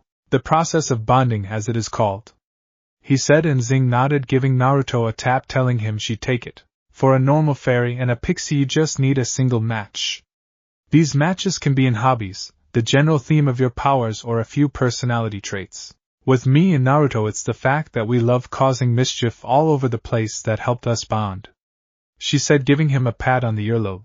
But there's more to it than that. Every now and again a match can be made that by all logic just wouldn't work. I think I remember meeting a fairy that was heavy into sports with an always napping newborn for a bonded pixie. They had nothing in common, but the bond was just as strong, Naruto said, rubbing his chin a little in thought. How did you two bond? One of the fairies in the class asked, and Naruto grinned. It would be best if we showed you. Grandma has a habit of using magic to make family videos, at times annoying, at others useful. Give me a few minutes, I'll get it, Naruto said, and Palladium nodded before Naruto vanished in a flash of yellow light, leaving Zing to catch herself in mid-air. Of course he realizes this means war, she said with a grin. Knowing him, he's counting on it, Stella said, and the class giggled a little. Well, that was easy enough, Naruto said, reappearing with another flash at the keyboard and inserting a disc. By the way, if I hear any teasing about this, I will get you back 50 times over. You're on, Hinata replied, and Naruto turned to give her an amused look before turning back to the screen as it flared to life. Now, Naruto, we're guests here, so I expect you to be on your best behavior, Griffin said as she and Naruto arrived in a small village looking like giants compared to the environment around them. Oh crap, this is the first visit. Gimme a moment, I'll take this out, and why isn't it coming out? Come on, he said, mashing a few buttons before sticking a small crystal needle into the CD slot before Palladium forced him away from it. He blinked a few times in confusion. Be on my best what? He asked, looking thoroughly taken aback. Precisely, now go, and have fun, she said before vanishing a hazy spiral of green light. Behave but have fun. Let me guess, I should stay out of the sun but away from dark places while I'm at it. He shook his head. Oh, you were so cute as a kid. Why'd your hair change color, and what happened to those adorable whiskers? How old were you? Were some of the questions and statements tossed around. I was about 8, and the color changes were due to magic, that's all you're getting, Naruto replied, a hair's breadth from conjuring hellfire to trash the terminal. So this is the Pixie Village. Whatever's going on about those codex thingies that everyone says is important, and Grandma got a weird idea about needing a friend. I mean, Hinata's my friend, why do I need more? I've got all Cloud Tower to play with, so what's wrong? He thought out loud. Son of a bitch. Naruto groaned as the class behind him awed to his younger self's earlier comments. Griffin appeared on the screen, scowling towards him. Naruto, next time you want a video from my collection, ask. She reprimanded him, and he straightened up. How in the blue bloody bowls of butt fucking hell does she do that? he asked incredulously, and her image scowled further. And watch your language while at Alfea, you know how upset Faragonda gets. The image said. Yes, Grandma. He said dejectedly. Don't take that tone with me. This is your punishment for the damages to Cloud Tower. She said sternly, and Naruto sighed. I just can't win. Not against me. Now you will see the scenes you intended to show. She said, and the screen blanked out. How does she do that? Naruto asked dejectedly. I'm just that good. Griffin's voice said just before the scene came up. Naruto banged his head against the wall in sheer exasperation. So Naruto. Enjoying yourself? Griffin asked the child Naruto, and he nodded. It's hard making traps so small, but it should be useful back home. He said, looking impish, and Griffin smirked at this. Now Naruto, there is a reason I've been bringing you here. Essentially your natural mana type will have an extremely difficult time emerging without help. It needs a purifying presence, and all pixies have natural healing magic of some form. By forging a bond between you and a pixie here, it will empower the both of you without any negative side effects. Is there any one of them that stood out? Not really. Naruto began, then his head whipped around when he heard screaming. It's Zing again. I'm sorry, she keeps getting into trouble. A voice said from nearby, and they turned to see Alfea, the leader of the pixie village and guardian of their codex fragment. She had shimmering blonde hair done up to a sweeping point with a gem set in the middle, a yellow dress and cape with a pink lining, as well as a jeweled staff. What kind of trouble? Naruto asked, and Alfea blinked at the question. Well, mostly pranks and such mischief. She has an affinity for insects, and uses it to be as annoying as possible. Usually harmless, but very abrupt and disturbing. She said dismissively. Could they be more? Naruto asked with a mischievous and thoughtful look on his face. The whiskers only helped to make him look more like a fox at this point. Cute! Some fairies gushed, and Naruto groaned, wondering just what the hell had to have been slipped into his food to think this was in any way a good idea. Yes. I suppose. Alfea said warily, and Naruto's mischievous look turned downright diabolical. Zing then, he said, and Ninja looked shocked. Why her? You haven't even met her yet. Because I've been all over this place and there isn't anyone here I want to really be with. It's not that they're mean or bad or anything, it's just that the things they like are things I don't like. Zing sounds different. Naruto explained, and Alfea gave him an appraising look, then sighed. Just like his mother. She said, shaking her head with a sigh, and Griffin smiled at this. All right then. But first you two must live at least a week together to make sure that the match works, she said before focusing a bit of energy, and a younger, and even smaller Zing rolled out of a small flash of purple light. I didn't do it. Whatever they said was a total lie. She protested immediately. Familiar words, and Naruto? Griffin asked, and he snickered. What's going on? Zing asked, looking rather confused at the fox-like boy and the obvious witch nearby. Well, young one, the boy you see in front of you is in need of a partner, and you seem to be the best match. However, this is not a light decision. If a bond is formed, only death may remove it. Alfea explained, and Zing flew over to Naruto and began flying around him to get a good view. So, partners? What's that gonna mean? Zing asked, and Naruto shrugged. It means you two will amplify one another's power, and be able to use the other's abilities to an extent. Griffin explained, and Zing double-blinked before grinning. So what can you do then? Zing asked, and Naruto conjured a ball of hellfire. That's it. Layum, she announced, and Naruto looked pissed before dispelling the fire and forming a cross seal, causing another Naruto to appear in a blast of smoke. Cool. I'm sold if only you teach me that. Alfea gave out a sigh of exasperation. A match made in hell, it would seem. She noted, and Griffin's nod did nothing to encourage her. Finally the video ended. Well then, now Naruto spent the past 20 minutes trying in vain to use the now warded console so as to stop the video, only being halted from resorting to violence by no less than 5 scrying censors. Does anyone have any remaining questions? Palladium asked the class, and they couldn't take it anymore and broke down into helpless laughter. That's it. Everyone dies. Naruto snarled, hellfire burning around him. He breathed out a huge breath of it towards the class, only for Palladium to place up an energy barrier blocking it. If only just. Naruto's eyes, now glowing red, settled on Palladium, and he charged at the elf, who leapt backwards, flying through the air, leading him away from the class, now paying very close attention. Barrage after barrage of fireballs were hurled at the teacher, who dodged, blocked, deflected, and teleported with desperate abandon. He was dodging blasts of hellfire by only the smallest margin, and it looked like his luck would soon run out. The hallway had a wall blasted out, and Palladium used it as an escape hole and soared outside, putting some distance between the two so he could put up a stronger shield. Vulpus Vulpus Flamma! Naruto shouted, a colossal spiral of dark fire shooting upwards and forming into a dark blue fox with glowing red eyes.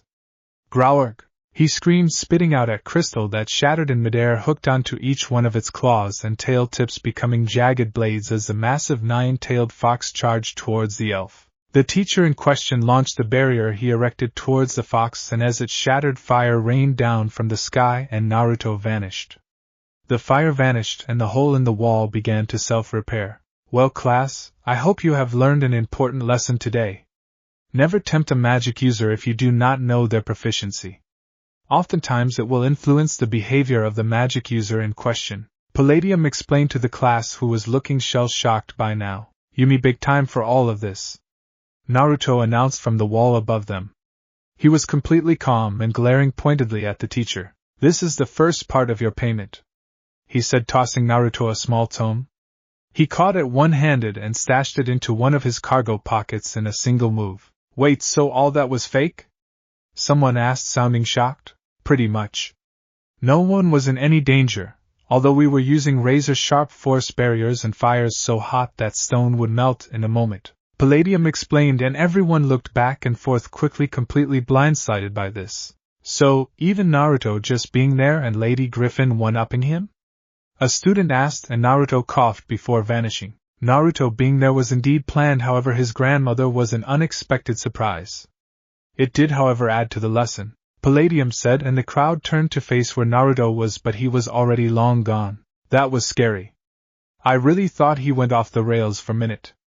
Bloom said, her hand on her heart. I went through it last year, and it still scares me. Stella said, and everyone looked at her. What? Some warning would have been nice. Musa exclaimed, getting a few nods of agreement before everyone glanced to Tekna, who had managed to stay stoic for the entire time. What?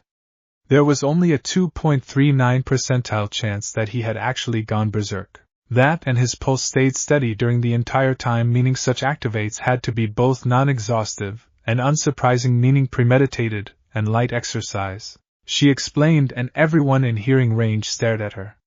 It had been quiet before she spoke, so the whole damn class had heard it. What? You couldn't have told us anything? Someone asked, and Tekna looked into the crowd and sighed. There was a 0 percentile chance of me being believed anyways, she said dismissively, and there was a sigh. Annoying cyborgs.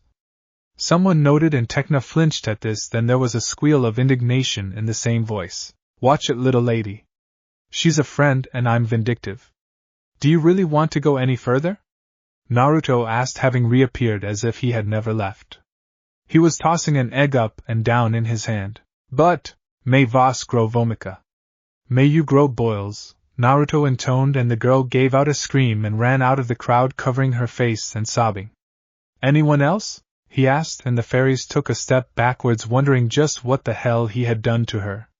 Good. Class dismissed. I have to check on Miss Forcia, Palladium said, walking out calmly after the hysterical girl. What did you do? Stella asked, and Naruto grinned down. Boils, he said, and she glared at him. What? She had it coming. The Winx groaned before leaving him behind. Hey, wait up. Look, I need to be away from Cloud Tower for the next few days, and I know a break's coming up with some of you leaving for a while. Can I come with? He asked, and they looked at him incredulously. I have an explanation, he said, putting his hands up. We're waiting, Stella said, and he sighed. I forgot to check the date when I was experimenting with my hellfire. Grandma's going to be really testy for the next few days. What she did during that lesson is just a slight breeze before the hurricane. I have maybe an hour left before she starts to come down on people for things like breathing too loud.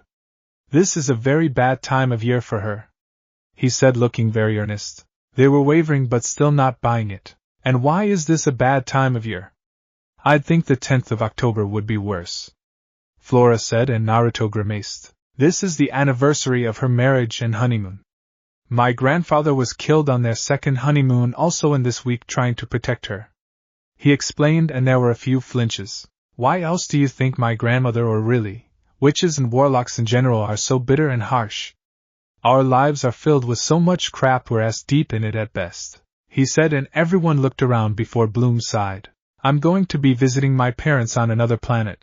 I've just figured out portal magic, so if you really need to, then I don't think they'll mind you staying in the guest room, she said, and he breathed a sigh of relief. Thank you, he said with a friendly smile.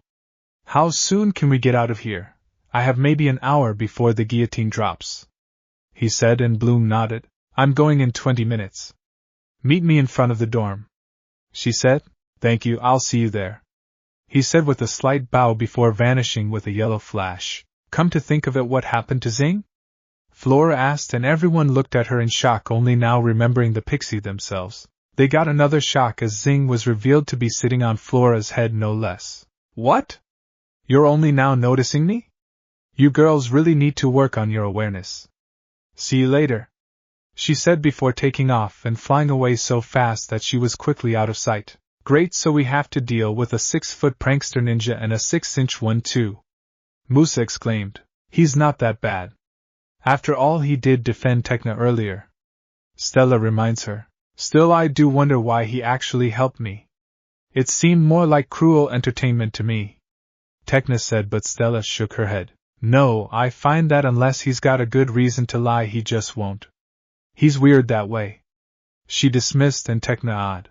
Alright, I'm ready, Naruto said with a bag with a drawstring and a single sling hanging off his back. If anyone knows the proper name for this, tell me. I've been going nuts trying to find one. It looked stuffed full of clothes. That was fast, Stella noted, and he snorted. A guy getting ready for a couple of days away is simply tossing a bit from his underwear drawer in a bag and grabbing a jacket. That's all we need, he said simply, and he got a few sighs, but they decided to ignore this topic. You know, I expected you to take a while, Bloom muttered. I actually wrote my excuse of absence note this morning, I just didn't fill the names in. Now I have, he said casually, and Bloom sighed. I'll be ready soon, but please, don't make me regret this, she said, and he nodded. 20 minutes later. Ready? Bloom asked, and he nodded. All right then, hold on to your horses, she said, and a bright orange and yellow fire surrounded them both before compacting in on itself, and they both vanished. Gardinia Earth. Bloom. It's so good to see you again, sweetie, Vanessa cried as she embraced her daughter. Welcome home, sweetheart, Mike said, embracing her as well. And I see you brought a friend. We haven't been properly introduced yet. Michael Peters, the large man said, extending a hand which Naruto shook. Naruto Uzumaki Namike Zentari. A pleasure, he said with a grin. Long name that, Mike noted, and Naruto snorted. I've seen a lot longer. There's a world where you name everyone of either your fathers or mothers depending on gender, going back all the way to the founding of the planet, which is 50 or so generations long. It's nuts, he said, getting a chuckle. Well, nice to meet you. You've been keeping her out of trouble, I hope? He said, and Bloom blushed a bit. I've tried, but it's not easy. I left for a quick 2 weeks at one point, and she had gotten into several hair-raising situations. I don't think that she understands that magic does not equal immortal, and even if it did, others have magic too, and she's still a beginner, Naruto said bluntly. Naruto! She half-shouted, her face flaming as Mike chuckled at her embarrassment. But she's proven to be talented for a beginner to the point that all she lacks is experience. She's already unlocked a true fairy form, which is rare for someone her age. Her friends also having them is due to all of them being powerful lifelong magic users, and she can match them. That says only good things about her raw talent, he continued, as if never even interrupted, getting Bloom to blush deeper, and Vanessa pulled her into a warm hug. Well, that's... Mike began, but he was interrupted by his watch beeping. Oh dear, time to go to the station. Later, honey. It's good to see you again, sweetheart, he said, kissing his wife on the lips, then his daughter on the forehead. He gave a wave to Naruto, who returned it before walking into the house. Right, let's get out of the yard, and you can tell me all about your years so far. Vanessa said, leading Bloom inside. Naruto seemingly forgot and scratched his head and shrugged before picking up his own and Bloom's luggage and following them. Some time later. So how long are you off for? Vanessa asked Bloom as they began to prepare the dinner. A pot roast which was going to be flash cooked in the oven, then slowly simmered for the rest of the day in a crock pot. It was already smelling tasty. A week, it's some kind of holiday. Week of Virus Diligo. Or roughly translated Week of True Love. Naruto said, reaching for another raisin oat cookie. Oh, a Valentine's week! How romantic! Vanessa gushed and Naruto grinned. Wait! It's a romantic holiday? Oh my god, he must think that oops. Bloom began, then trailed off, getting Naruto's grin to widen as Vanessa immediately began paying close attention to her daughter. However, before she could begin needling her daughter, the roast! Naruto shouted, jumping over the counter and reaching into the oven that now had no small amount of fire pouring out. Flames licking his arms, he pulled out the dish and set it on the countertop. Get back! I got this! Bloom announced, and as she focused, a huge amount of orange sparks appeared over her head and the fire, and smoke was all sucked up into it until it vanished into nothingness. Oh my! Vanessa said, collapsing into a nearby chair. You are amazing, she said, beaming up to her daughter. Hey! We saved the roast, Naruto commented, and they glanced over to see him standing above the oven, which rather than burnt and broken looked brand new. How did you? Bloom asked. A simple repair spell. It's one of those things everyone seems to know when they arrive, so it's not on any curriculum. I can show it to you if you like, he offered, and she smiled. Well, you've certainly not wasted any time making some incredible friends either, have you, sweetie? Now why don't you show him around your old hometown?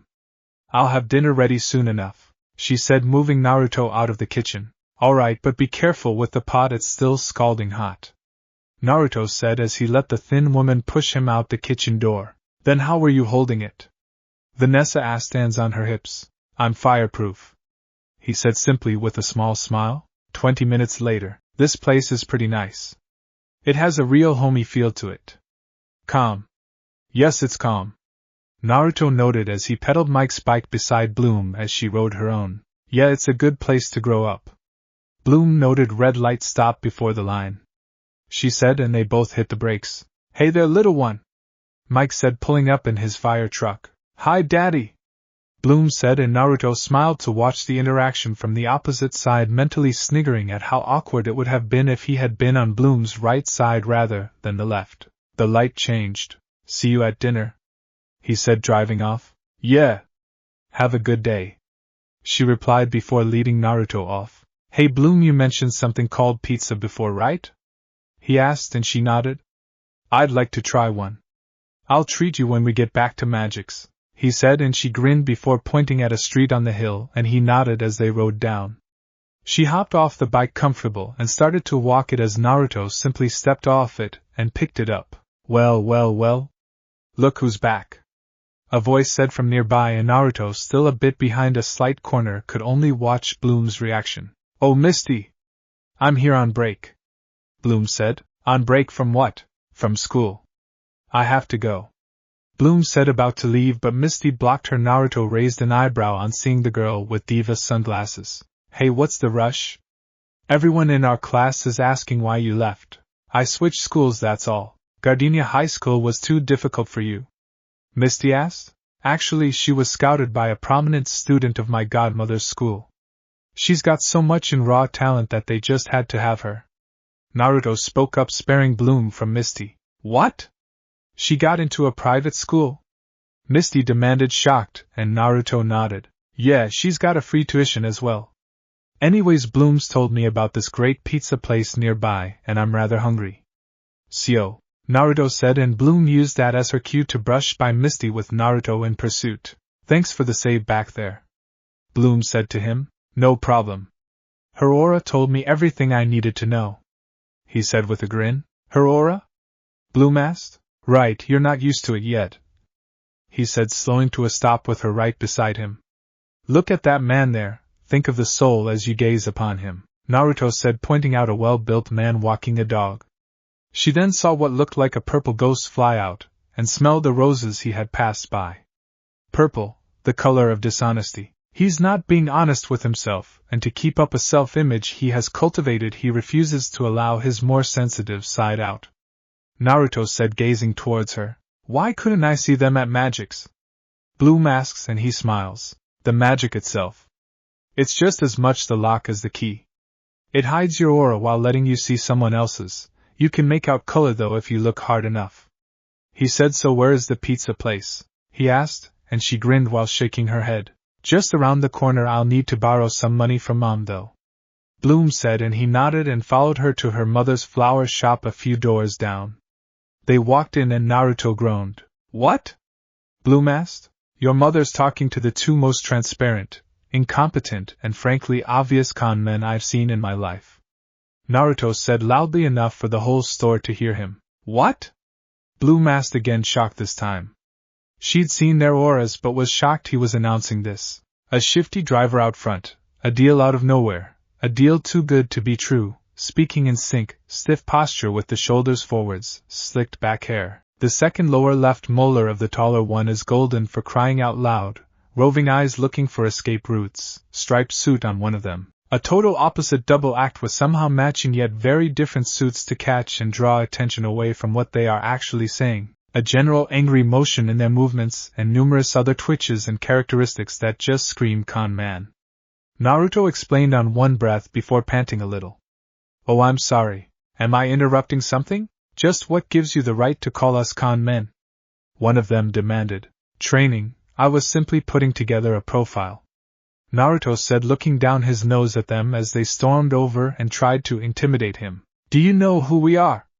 One of them asked. Two idiots with petty thugs? Naruto asked, and they both tensed up. Well, I can see there is no need to offer any deals here. You obviously don't know good luck if it danced in front of you. The short one announced, and they marched out. Naruto, what did you? Bloom began. Saved your mother's flower shop, called the police. I've just pulled some incriminating documents off of them. He said, pulling a stack of papers out from his jacket and holding them forwards. These detail how these men tricked no less than 23 people out of their businesses before scrapping them into something more profitable. He said, holding them out, and Vanessa rushed forwards and took them, quickly scanning them and gasping. I trusted them. I trusted them. She sputtered in rage.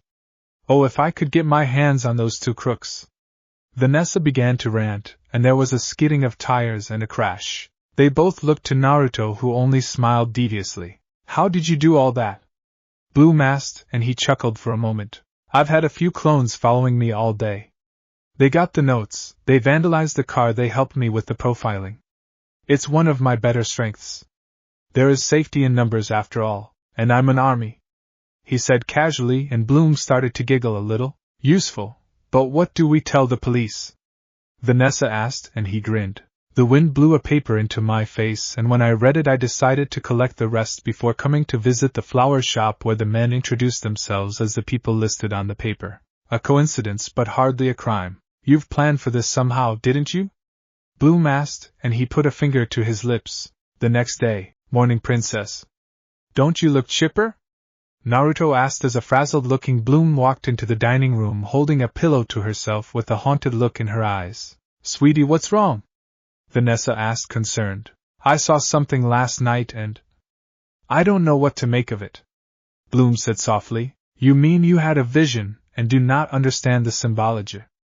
Naruto said, sipping his coffee, and she shook her head. A vision of the past then? He asked and got a nod. I saw myself as a baby, in a fire, and Daddy rescued me. She said, sounding lost.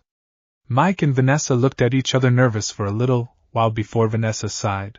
Yes, Mike. I think it's time we told her. Told me what? Bloom asked, and Naruto edged out of the chair and stood against a nearby wall to give her the seat. That vision, of me rescuing you from the fire, it was true. Mike admitted, and Bloom gasped. 16 years ago I witnessed a miracle, a newborn baby resting calmly in the middle of an inferno, untouched and unhurt by the fire. It kept away from you, like it respected you. We knew that day that you were a very special girl. Vanessa continued. Then that means, you aren't my parents? Bloom asked, her voice breaking as tears formed in her eyes. Of course they're your parents. They raised you. They cared for you. They watched you grow up. Someone else may have given you life, magic and made you a fairy, but it's Vanessa and Michael Peters that made you bloom. In the end, nothing more is truly needed. Sure there are questions, but there are always questions. Naruto said, breaking bloom out of her tears as she stared at him for a moment, as he raised his drink in a kind of toast before taking a deep pull. He noticed the stares.